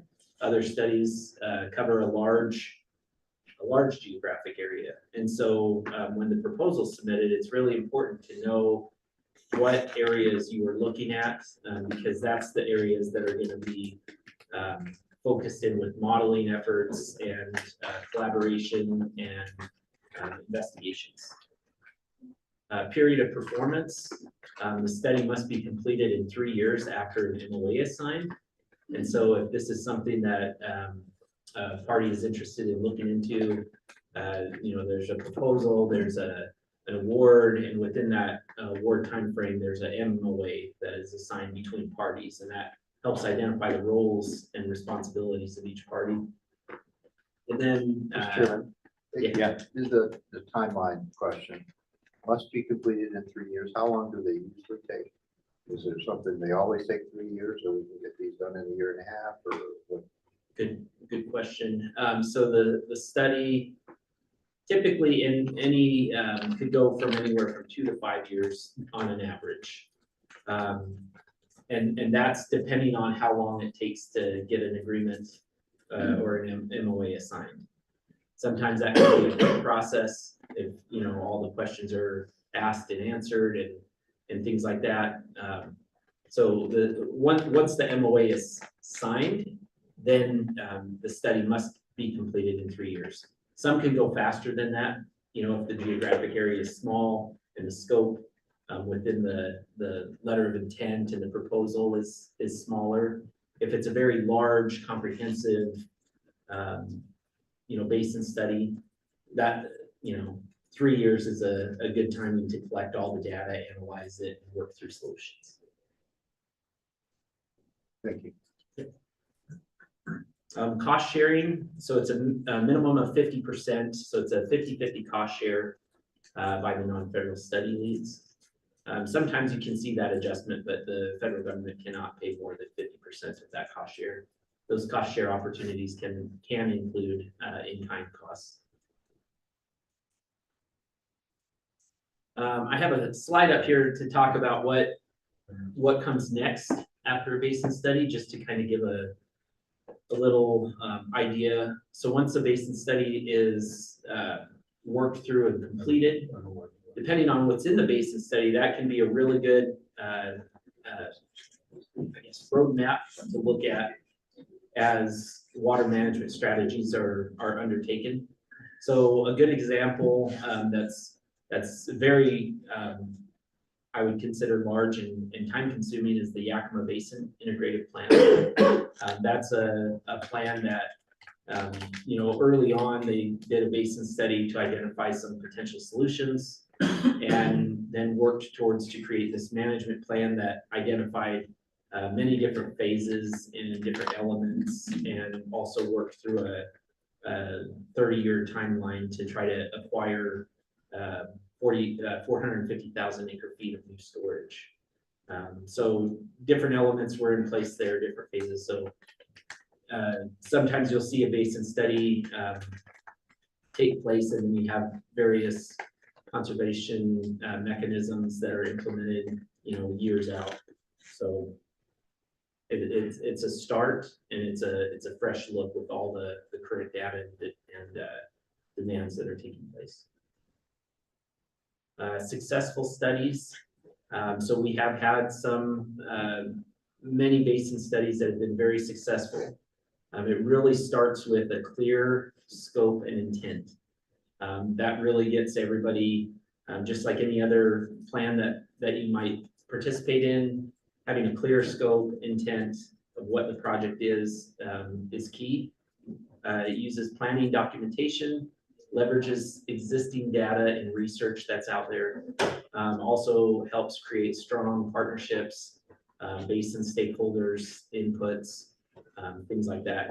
And on the right side of this slide, you'll see some different icons.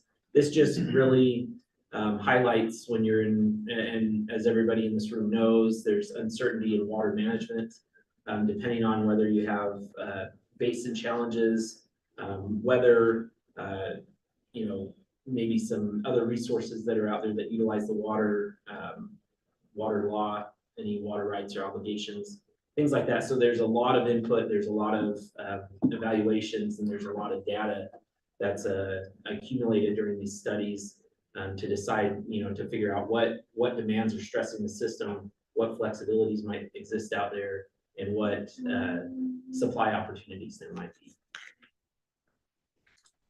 Just kind of reverting back to some high-level considerations.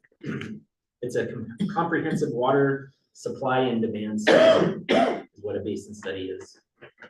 Incorporates flexibility to address basin-specific concerns.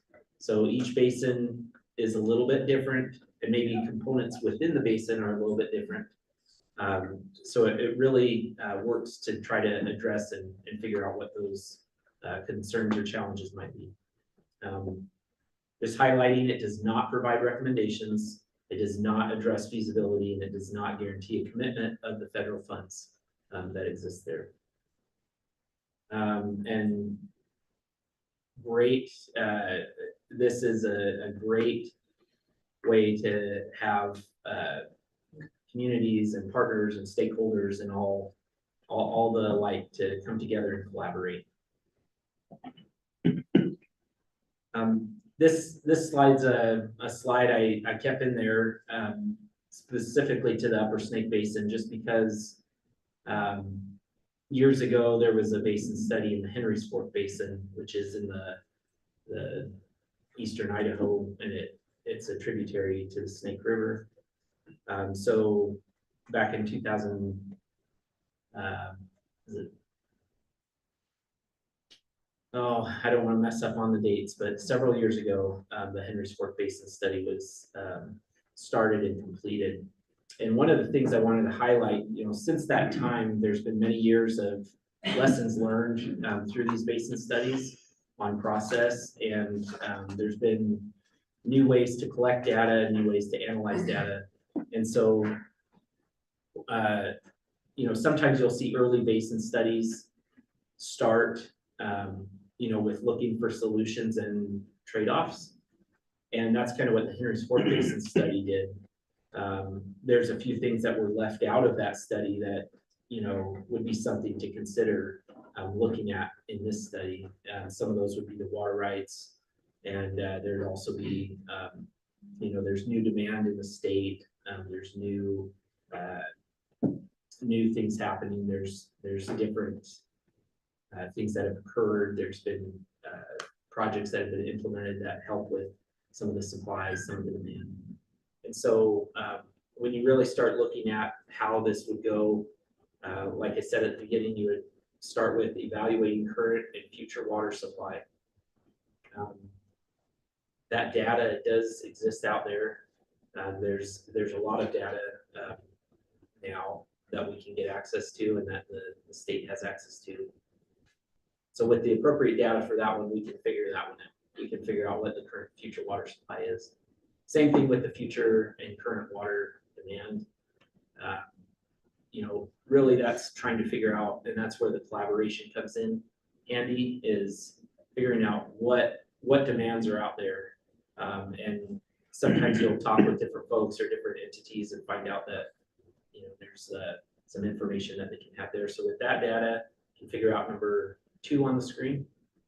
And then all this data gets compiled and gets reviewed and inserted into modeling efforts. And that helps evaluate the imbalances between those 2 items. And then finally, you know, more collaboration, more partnerships, more opportunities to look at strategies to analyze potential solutions to that. So that's conservation mechanisms, water storage, water marketing, things like that. And that's what I have for today. So I appreciate any thoughts or comments on that. If not, I'll turn it over to Sean. Okay. Board members, any questions for Michael? Mr. Chairman? Yes. Question for you. What did you think of Andrew's work? Basin study. It was fine. I think with a study, and I think Michael touched on it, we got to figure out what we want to do and put some sideboards in place so we don't get out in the weeds too far. I think that's one of the things that happened with the Henry's Fork Basin study is we covered a lot of territory, but I don't know how well we covered it. I think we picked out a little narrower focus and dove into it like Michael's suggesting, so that we had some really good facts to base future decisions on. That would be the best. And so is the scope of, maybe this is a question for Michael, the scope of the basin study something that's negotiated with the non-federal department? Yes. So I would say more collaborated on. I don't know. Negotiated sounds a little. I think we need to come to consensus with reclamation, what it is we're looking for and how to best way go about studying that. Yeah. Okay. Any other questions? Okay. Thank you. Okay, Cynthia, what do we got next? We have another presentation on this topic, Mr. Chairman.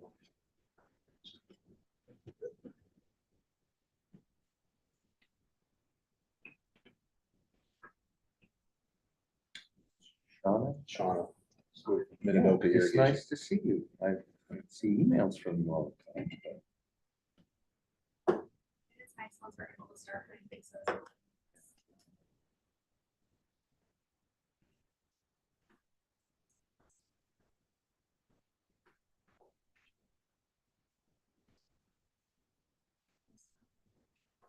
Good morning, Chairman Raybould, members of the board, and all of you joining us here today.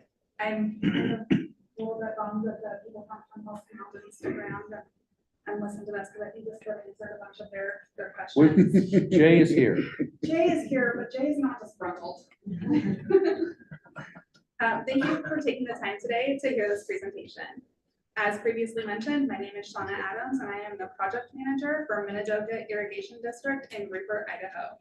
I am here to talk to you today about the Upper Snake River Basin and an important opportunity for this region. Participating in a basin study that will provide actionable insights for water management. Today, I'll walk through the potential outcomes of the study, how it benefits the basin and its stakeholders, and the specific action we are asking the board to consider. Sponsoring and submitting the letter of interest on behalf of water users, municipalities, and conservation groups. to start, I want to be clear what we're asking from the board today. We are asking for a yes vote, a commitment from the Idaho Water Resource Board to sponsor and submit the letter of interest to the United States Bureau of Reclamation on behalf of stakeholders in the basin. Now is the time to act on this proposal. The Upper Snake River Basin is facing immediate challenges from supply shortages and infrastructure limitations to competing demands and growing impacts of climate and hydrologic variability. A basin study gives us the opportunity to explore those challenges proactively, using science-based planning and tools to guide future decisions. One of the key reasons this opportunity is so timely is that the funding of this program, the funding for this program has already been secured for this year. The future of the program and its funding is uncertain. No funding has been set aside for the next fiscal year. And if we do not move forward now, we could face a delay of at least 2.5 years, assuming the program even comes back.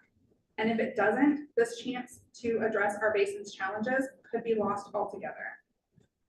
The study will provide the foundation for smarter planning, targeted infrastructure investment, and long-term resilience. There is broad support from individual water users, irrigation districts, canal companies, municipalities, conservation groups, and other water management entities. For this to move forward, we need the Idaho Water Resource Board to represent these stakeholders in submitting the letter of interest.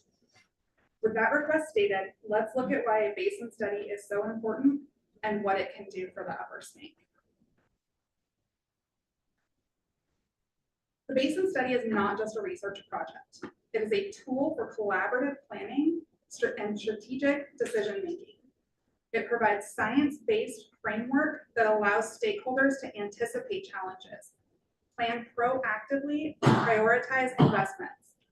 By bringing the data and modeling together, it informs both short-term operational decisions and long-term strategic planning, ensuring the basin can manage water resources effectively and efficiently under changing conditions, which naturally leads to one of the study's most immediate benefits: forecasting and strategic planning. One of the study's key benefits is improved planning. It allows managers to forecast future water supply and demand for reservoirs such as Palisades, American Falls, and Jackson. It enables informed decisions about irrigation scheduling, municipal allocations, and hydropower operations. For example, modeling can show how population growth and changing agricultural practices may stress the system in coming years. With that information, managers can make proactive adjustments rather than reacting in the middle of drought or high flow events.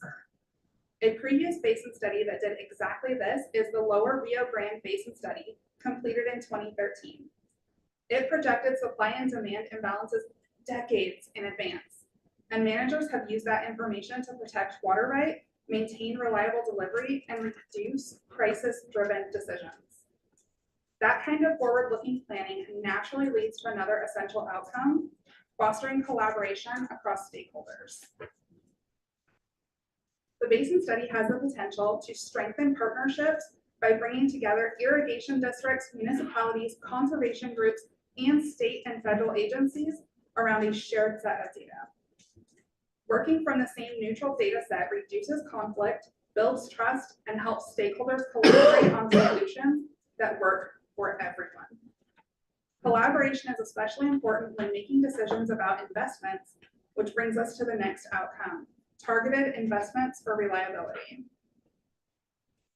The study aims to identify which parts of our infrastructure, diversion structures, canals, spillways, and recharge systems are most vulnerable. Some diversion structures, for example, may face increased sedimentation or reduced flows under future hydrologic conditions. A good example comes from the McKay Creek Basin Study in Oregon, completed just last year in 2024. The study found that flood risks had been seriously underestimated due to sedimentation buildup. With expanded monitoring and targeted sedimentation management strategies, the basin has been able to take proactive steps towards hazard mitigation. The information has directly informed infrastructure planning and investment decisions in that area. In the same way, while this proposed study will not prescribe specific fixes, by highlighting where vulnerabilities exist, it helps stakeholders prioritize upgrades with greatest impact. That ensures limited funding goes where it matters most, keeping the basin's infrastructure reliable for the long term. Beyond infrastructure, the study helps us adapt to larger scale changes, which leads to the next focus, resilience to climate and hydrologic risks. Resilience to change is a critical benefit of a basin study. It evaluates climate and hydrologic risks, including earlier snowmelt, prolonged drought, and extreme runoff events. With that information, managers can adjust reservoir operations, enhance groundwater recharge, and strengthen drought contingency planning. A great example is the Klamath River Basin Study released in 2019. It assessed historical and projected water supply and demand across the watershed, identified potential imbalances, and developed strategies to meet the needs of irrigation, fisheries, and hydropower. It is a clear demonstration of how forward planning builds adaptive capacity.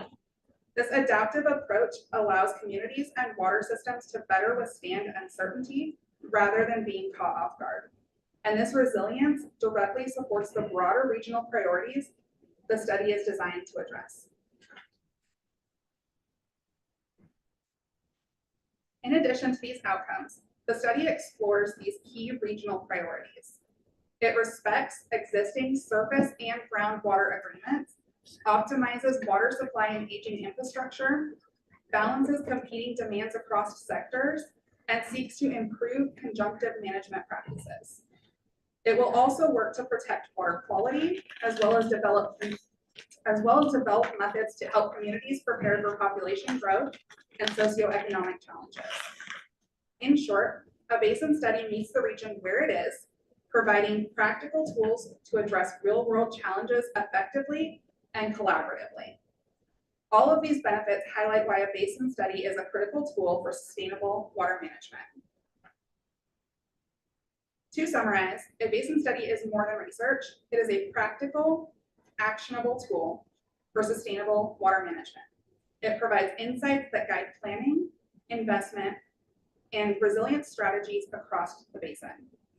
Examples like the Lower Rio Grande, the Klamath River, and the McCave Creek Basin studies show how these efforts identify risks, forecast supply and demand.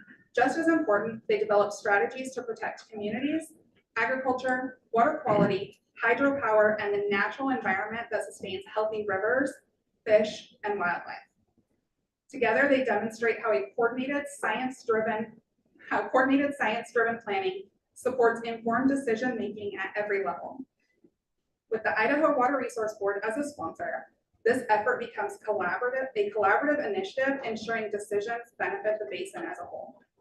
That leads directly to the key point in today's presentation, our ask. Today, the request is simple and urgent. Approve the Idaho Water Resource Board's submission of a letter of interest to reclamation on behalf of basin stakeholders. To clarify, this is not a commitment to scope or to funding. It is simply the approval for the Idaho Water Resource Board to act as the official representative of basin stakeholders. In moving forward with the letter of interest, the board would be reflecting the shared interests of water users, conservation groups, and municipalities across the Upper Snake Basin. The organizations and individuals supporting this request have submitted letters that highlight both the value of the study and the urgency of moving forward. Together, these letters represent a wide range of perspectives, yet they consistently emphasize a few clear shared priorities.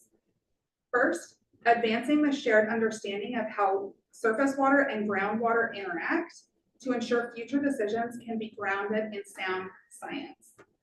Second, developing coordinated strategies to adapt to changing conditions from climate shifts to evolving water demands in ways that sustain both water supply and the communities and industries that depend on it.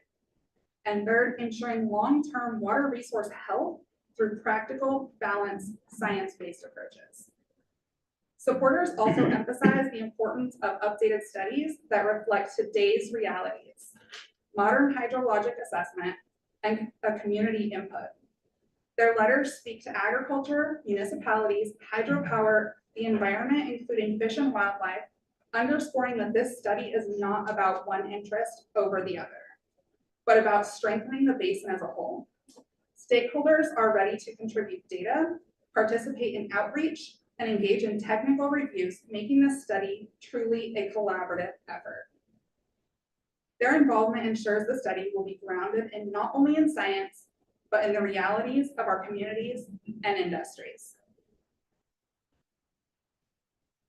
By approving this action, the Idaho Water Resource Board enables timely participation in a study that addresses pressing regional challenges and provides the foundation for improved planning, targeted investment, and long-term resilience. Thank you for your time and consideration today.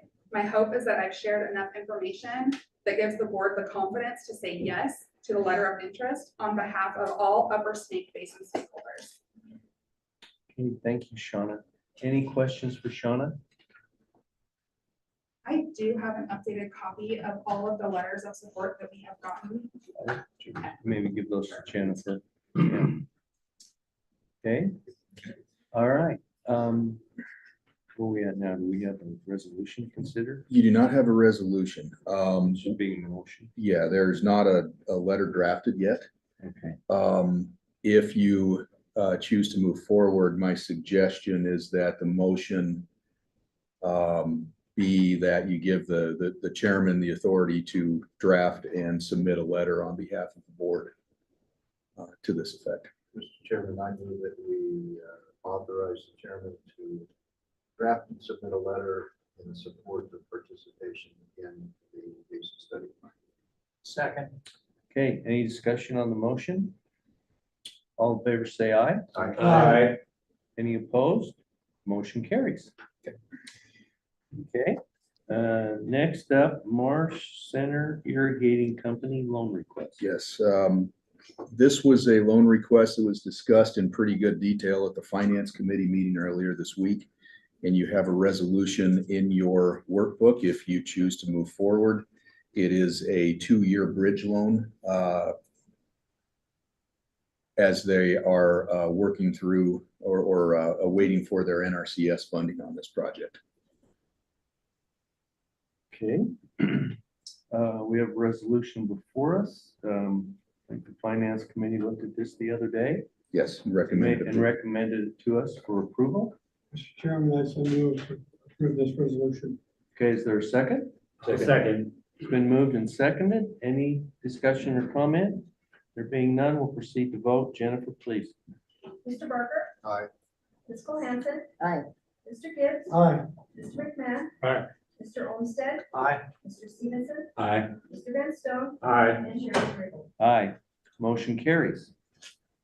Next on the agenda, the USGS Eastern Snake Lane Aquifer Water Quality Study. Yes, you saw a pretty detailed presentation on this yesterday by both department staff and the USGS. Would be a proposed water quality study for the Eastern Snake Lane Aquifer, particularly with regard to any impacts or benefits or impacts created by the Aquifer Recharge Program. You have a resolution in your workbook. If you choose to move forward, would authorize the expenditures of up to $311,900 from the Secondary Aquifer Fund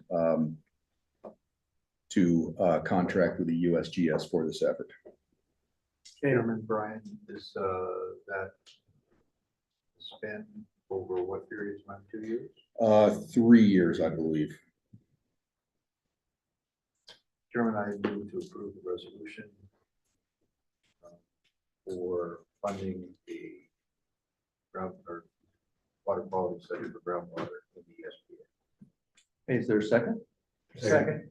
It's been moved and seconded. Any discussion? Okay, we'll proceed to vote. Jennifer, could we have a roll call vote, please? Mr. Barker? Aye. Ms. Cole-Hansen? Aye. Mr. Gibbs? Aye. Mr. McMahon? Aye. Mr. Olmstead? Aye. Mr. Stevenson? Aye. Mr. Van Stone? Aye. Chairman Raybould. Aye. Motion carries. Yep. Next up is Bear River item. Yes, Jennifer, can you pull that resolution up on the screen, please? So this resolution, as Jennifer's pulling it up, could you scroll down to the now therefore be it resolved, please?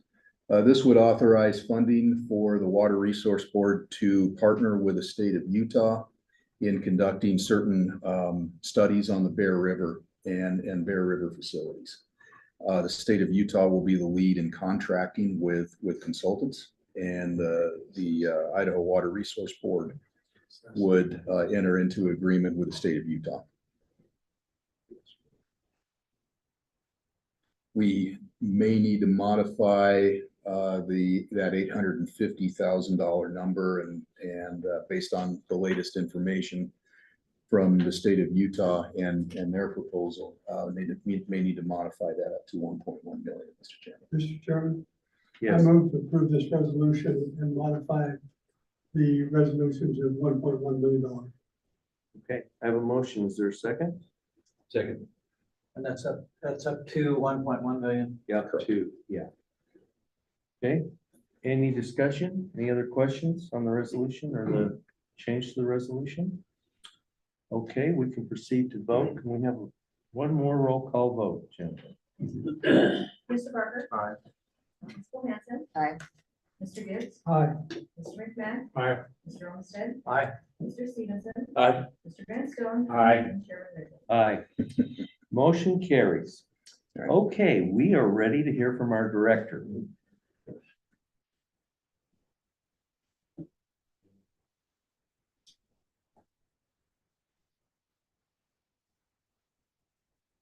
If I close this or It's the one. close it? Welcome, Director Weaver. We're glad to have you here with us. Well, I'm glad I was able to join for the whole event this time. Thanks for having me. Mr. Chairman, members of the board, it's always a pleasure to give you an update. I thought I would start with the Governor's Idaho Act, Executive Order 2025-05. You've been taking some actions here earlier this morning in recognition of some of the requirements that have been set forth in this act. And just reading two taglines that were associated with that act that was issued in August. First tagline, Idaho will further improve government efficiency and reduce government spending. The second tagline, Idaho will right-size government to match the needs of Idaho. So from my perspective, what does this act do? It sets forth a number of things with some specificity, some more vague, of what we need to undertake as an agency and as a board. So this act implements the 3% pullback in our fiscal year 2026 budget, which you've been addressing here today. It also calls for a government efficiency review, and quoting from the act, it says, review all current operations and determine if consolidation of services, bureaus, or agencies could improve efficiency and reduce overall government spending. The board and the department are to report their findings to the governor and the BFM. So certainly some of the activities that I've mentioned to you, evaluating a merger between Soil and Water Conservation Commission and the department, and implications that might have for the board that are ongoing, and that I'll speak to in greater detail here in a minute, I think check this box. And I've talked with DFM and the governor's office, and there's going to be a culminating report at the end of that process, which I think they will take as satisfactory delivery of work product regarding this initiative. The next requirement of the act, report 6-month vacancies for all FTEs at the agency. With the idea that if a position has been vacant for longer than 6 months, that FTE and its funding will be swept from the department's books. We reported with our budget submittal on September 1st, a vacancy report that, as I recall, identified 6 positions that were vacant at the department. 2 of those positions are kind of, I'll say, relic positions at the department that rely on federal funding to be staffed, and that funding hasn't been available for several years. And so I anticipate that those positions will be swept. Along with spending authority, there was no actual general fund associated with those positions. And I think that that's appropriate and in spirit with what the Governor's Act is trying to accomplish. However, we had a number of other positions that could qualify for this if it went into effect, that are vacant, either one, because after multiple attempts, we've been unable to fill the position. And I'm thinking specifically of some supervisor positions we have at the agency where we've advertised the position, we've gone through interviews, we've extended an offer, and the offer hasn't been accepted, and we've gone through that process 3 times. And as we've gone through that process, it's extended beyond the 6-month period. And why do we get people who get all the way to the point of receiving an offer and then turn us down? In the case of Boise, in the Coeur d'Alene area, they start to investigate the cost of living, and if they're coming to us from out of state, I think they realize that the cost of living is pretty significant in Boise and Coeur d'Alene. And so that's deterred a number of good candidates that we've had that we thought were going to be coming into these positions. All of which is to say we might actively be trying to hire these positions, but just simply haven't been able to get it done at the pay rates we have to offer during the 6-month period. There's also a position or 2 that we've left open intentionally and strategically while we evaluate the organization of our agency following the enhancement that's in our current budget to create a new bureau. So in my conversations with the administrator of DFM, I told her these positions are not vacant for lack of funding, and in some instances are our best efforts to fill them. And I'm going to move forward and hopefully have them filled by the start of the next legislative session.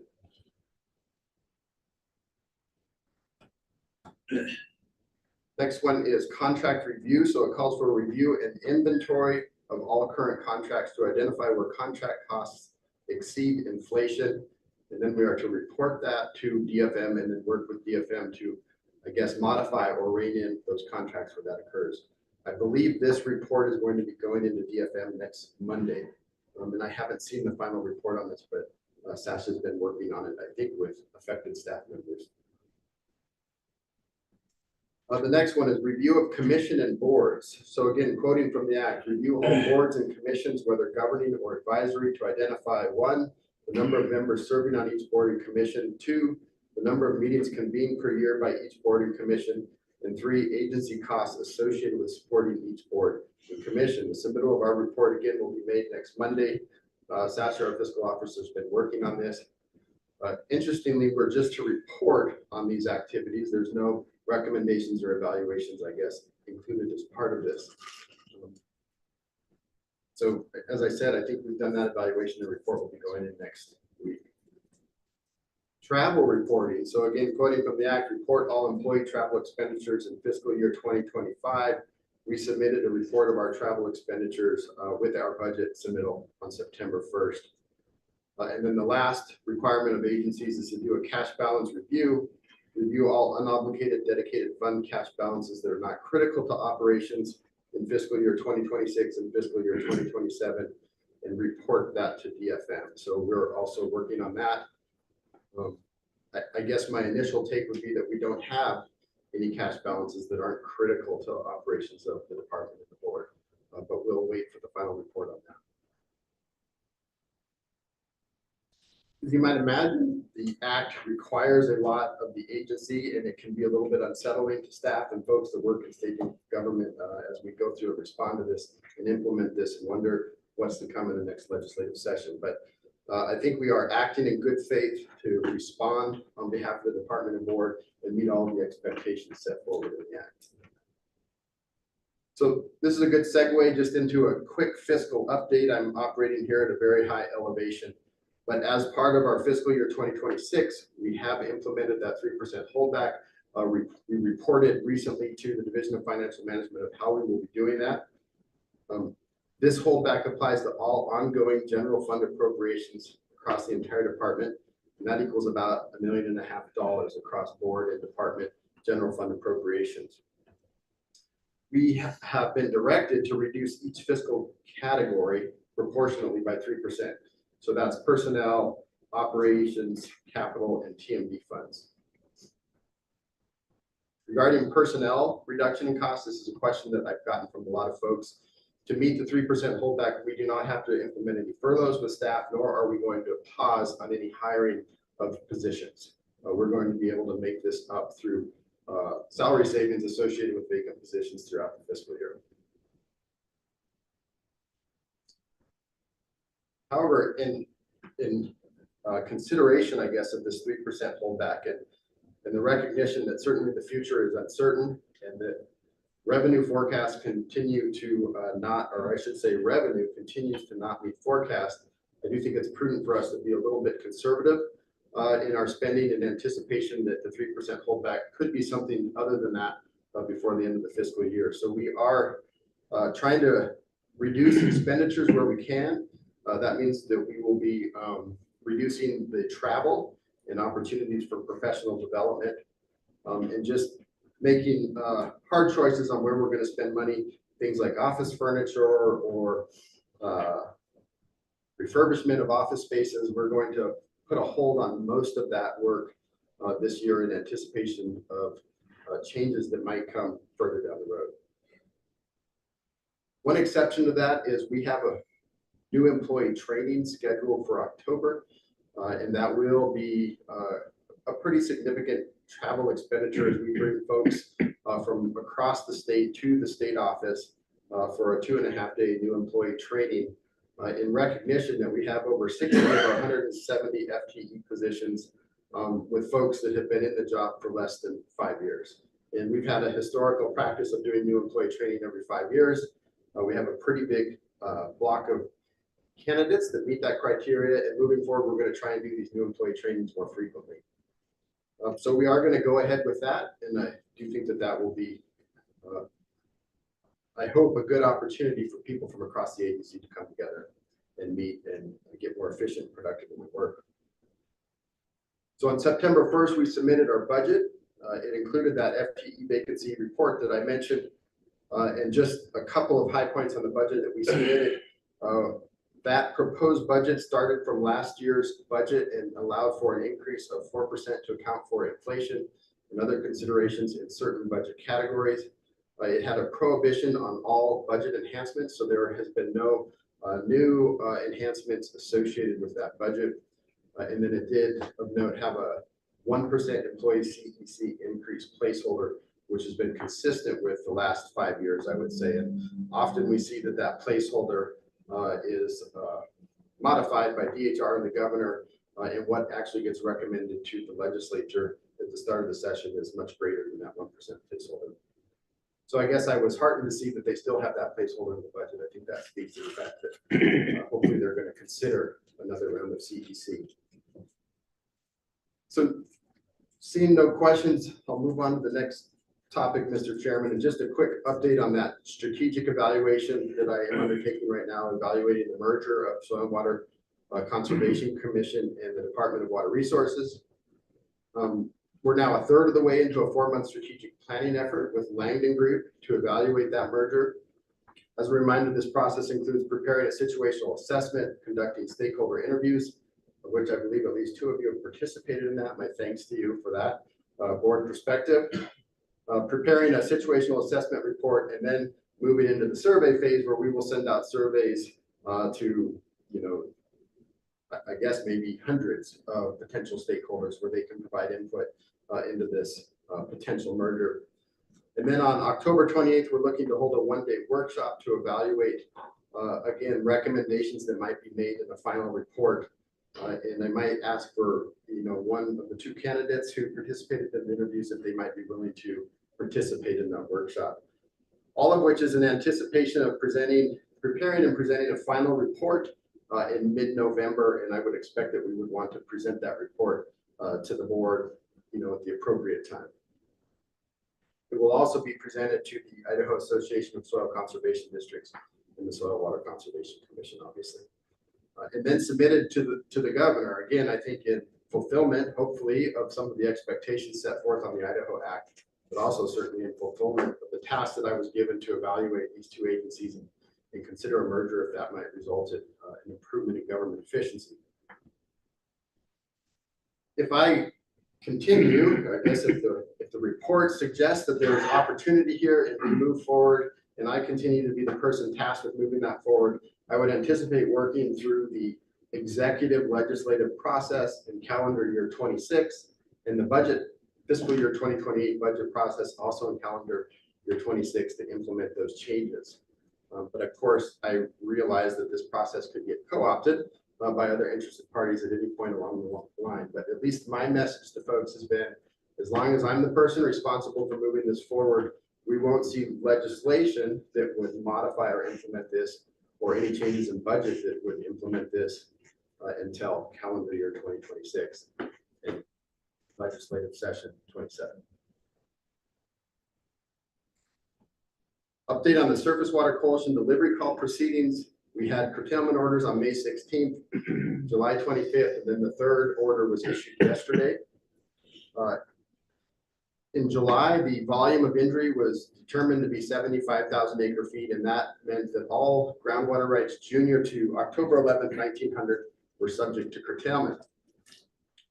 The order that was issued yesterday decreases that injury determination down to 63,700 acre feet, but it does not affect the curtailment status list. There is not enough water put in the Snake River as a result of these curtailments that's greater than the injury volume. And because of that, there's not going to be a change in that curtailment priority date. One thing that did change in the order that went out yesterday is the injury determination now affects both Twin Falls Canal Company and American Falls Reservoir District number 2, whereas the previous July order only determined an injury to Twin Falls Canal Company. So I'd like to give a summary of the enforcement activities that have been undertaken this year, which have been significant. They haven't been making as many headlines, with the exception perhaps of one district court filing. But since we issued the May curtailment order, Water District and department staff members have been working to enforce the curtailment. These efforts ramped up following the issuance of the July curtailment order, and we've had as many as 15 staff in the field conducting water user outreach and implementing enforcement. Currently, there are 743 affected junior groundwater rights. And we've been working to ensure that they come into compliance with an approved mitigation plan or curtail their uses. That's really the two options that they have. Out of the 743 groundwater rights subject to curtailment, 469 of those users have been resolved because the user did join an approved mitigation plan, curtailed their use, or limited their use to comply with domestic exempt volumes. Out of the 469 resolved cases, 158 groundwater users have joined an approved groundwater district mitigation plan. Many others have committed to do so, and IDWR is following up with those water users to ensure all necessary steps have been taken by them to join groundwater districts. And in the event that they don't live up to their commitments, we will be moving forward with enforcement actions following the end of the irrigation season. 204 junior groundwater users stopped using groundwater to come into compliance with our July order. District staff and department staff members are inspecting these self-curtailed irrigated acres every 2 weeks to ensure that they are committed to and conforming to the curtailment. And so that means putting eyes on the irrigated field to make sure that's not being irrigated, and where we can, measuring or reading the meter to ensure that irrigation hasn't occurred since the last time that we were out there. Again, in the event that they don't follow through with their commitment to curtail, we will be following up with those users during the remainder of the year with enforcement actions. So between these two groups that I've described to you, about 90% of the water rights on the curtailment list are in a state of what we would consider to be resolved and or in voluntary curtailment, with us checking to ensure that that curtailment is ongoing. That leaves about 70 remaining water rights that we have referred to as ghost rights, where it's just been very difficult to actually talk to anyone associated with the water right and the water use. So our contact database is out of date. The ownership information on the face of the water right is not current. And just as a sidebar, it is required by law to be current, but that's not really enforcement or penalties that we ever see. But it is the case that when you acquire a new water right, that you need to update the ownership of that water right and report that to the department so that we do have current contact information for all water right holders. In a status meeting that was held yesterday that I was not able to attend by staff, they reported back to me that of the 70 water users or of the 70 ghost rights, we've now been in contact with all but just a handful of them. And that means we've been out on the landscape, knocking on doors, talking to people, trying to identify who is responsible for that water use. So far, we've issued notices of violation in 3 instances. And then the 1 district court filing with a groundwater user in the Bingham area. And in these instances, we are pursuing civil penalties, which are awarded at $300 per illegally irrigated acre. And in at least in 1 instance, I'm aware that the illegal irrigation is going to result in a penalty of about $28,000. I've not heard a monetary number for the other penalties that we're currently pursuing. We do publish a weekly enforcement summary report to our webpage, so people can go out there and each week, at the end of the week, see the number of those 750 odd water rights and the status of those water rights. And you can see how those different categories and the numbers associated with those different categories have changed in time during August and September, as we've really been very, I'll say, purposeful, focused, and intense in our enforcement activity. And there will be a news release going out today associated with the order that went out yesterday, the methodology order that went out yesterday, and then also just discussing, as I've done to you here, the enforcement activities of the department. Now, there is one more order that gets issued at the end of the irrigation season. This is the season ending order that determines whether there's been injury to storage carryover. And so it can be the case that you injure the senior users during the irrigation season, but also their carryover, the reasonable carryover that they're entitled to take into the next irrigation season, which can result in curtailment during the non-irrigation season and into next year's irrigation season. And the reason that that might be significant this year is that, remember, we had a Senate bill passed in the 2024 session that expanded the area of common groundwater supply so that it matched the current administrative model boundary, and that brought about 1,100 new irrigation rights into these priority administration proceedings. And come November 1, they will be affected and subject to curtailment. So if they haven't developed their own mitigation plan or joined another mitigation plan, that might be the first time they get a letter from the department saying your water right is curtailed. And that's assuming that there is an injury determination made to carryover, which I think is highly likely if you look at the contents of the Upper Snake Reservoir system. So also associated with that Senate bill that was passed in 2024 was the expectation that the director expand that administrative boundary on the Eastern Snake Plain into the tributary basins. I reported to you in previous meetings that last spring we held public hearings in the Big Lost River Basin, the Little Lost River Basin, the Raft River Basin, the Portneuf River Basin, and the Bannock Creek Basin with the public and water users, giving them an opportunity to testify and submit evidence for or against their inclusion in the administrative boundaries. And we are working very diligently right now on orders to be issued that will determine in each of those instances whether the basin will be brought in or not. I hope by the next board meeting that I'll be able to report to you the determination of those orders. And again, if a basin is brought into the area of common groundwater supply, the users in that basin would be subject to the delivery call proceedings and would need to develop new or join existing mitigation plans to be protected from future curtailment under the surface water close and delivery call. And I would anticipate that we would give them a 18 to 24 month period of time to get their house in order and be ready to be subject to that curtailment, similar to the time frame we gave the new water rights that are going to be coming into administration on November 1. So quick update on the creation of a new Water Administration Bureau. I reported that at your last meeting, we were working to develop a new bureau. So prior to this fiscal year, we had a Water Compliance Bureau that's now been broken up into 2 bureaus. The Resource Protection Bureau, which is led by the Bureau Chief Eric Bowe, who's reported to you on rulemaking matters and on underground injection control well matters. He's going to be leading that bureau, and it includes stream channel protection, groundwater protection, flood management, enforcement, and new to him, he's now assuming responsibilities and duties for managing the Safety of Dams program, which has some of the most significant and intense engineering work that we have at the department. And then we have created the new Water Administration Bureau, which expanded the former water distribution section, which sat in that old bureau. And I'm happy to announce that this week, Nick Miller, our current Western Regional Office Manager, accepted the role of Bureau Chief for the Water Administration Bureau. So now he's going to move forward and quickly hire in the remainder of the positions into that bureau and work with staff in that bureau to carry out that hard work and to get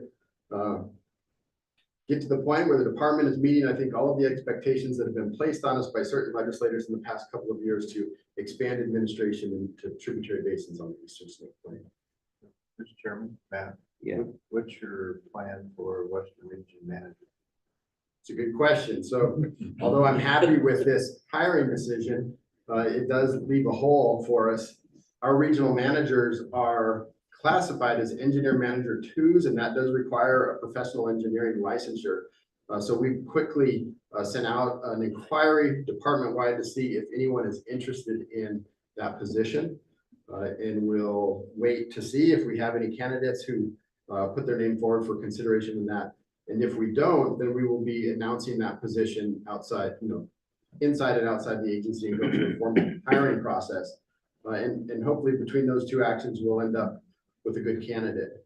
In the interim, we maybe have a couple of candidates that we might consider installing as acting the regional manager while we work through that hiring process and give them some valuable management experience.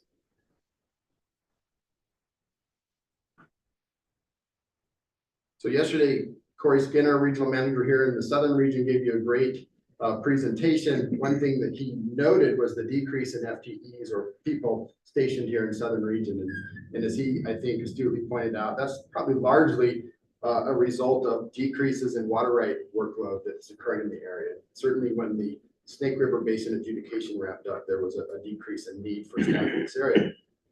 While that work effort is ramping down, that water right process work, certainly the water administration work and the coordination and support of groundwater management areas, critical groundwater areas, and then just priority administration is ramping up. And so we do anticipate that a number of the new bureau positions will be here in Southern Regional Office so that we can get all of the offices filled here and get a robust staff presence here at the Southern Regional Office. So just one last item, it can't all be serious business. There is a new thriller out. I don't know if anyone is familiar with this besides myself. I know at least this numerous is. So in the arid Idaho desert, water is power and murder is profitable. That's the tagline of this book. And I'll say I've read it. It was an easy read. At times it was a fun read. At times it was a surreal read. I'm pretty sure I can identify actual people in this book and know who they are in the real world, which is interesting. And the director is not one of those people. But there is a gentleman in the Western Regional Office who works for the department who has a voice like Sam Elliott. So we'll have to try to figure out who that might be. So just having a little bit of fun with it. It is an interesting read. And again, it is interesting to me that someone thought the work that we do is so interesting and so compelling that it could be the basis of a crime thriller. With that, Mr. Chairman, I would stand for any questions. Okay, thank you, Matt. Board members, any questions for Director Weaver? Joanne? So just to clarify, is that fiction? Yes. I hope. Mr. Chairman, we're trying this department. Who's gonna play The you? developer is accused of crime. Who's gonna play you in the movie? Yeah, the director's not there. Well, Alex, also interesting, the title is Basin 63. Yeah. Thank you, Mr. Chairman. Okay, thank you for being here, Matt. Okay, board members, are there any non-action items that any of you would like to pick up? Dean? Pat? Al? Mr. Chairman, yes, we should all be aware that at least the news reports as of yesterday were that Washington, Oregon, four tribes involved in the settlement agreement on Lower Snake River Dam. So our time to go back to court immediately and lift the stay and continue the litigation of the files. I heard about that. Brian? Mark? Nothing, thank you. Okay. I'm good. Dale? Joanne? Nope, good. Okay, I think we're good, Mr. Patton. When's the next meeting? The next meeting is in November. Just 2 seconds. Thanksgiving. It is. It is November 20th and 21st. It's your next regular meeting. We are anticipating the need for a special board meeting sometime in October, though. Okay, and I think Jennifer put out a query for availability for some committee meetings as well, so. Yes. Our work is not completed as of today. Okay, with that, who would like to adjourn this meeting? I so move. All in favor, say aye. Aye. Okay, meeting adjourned.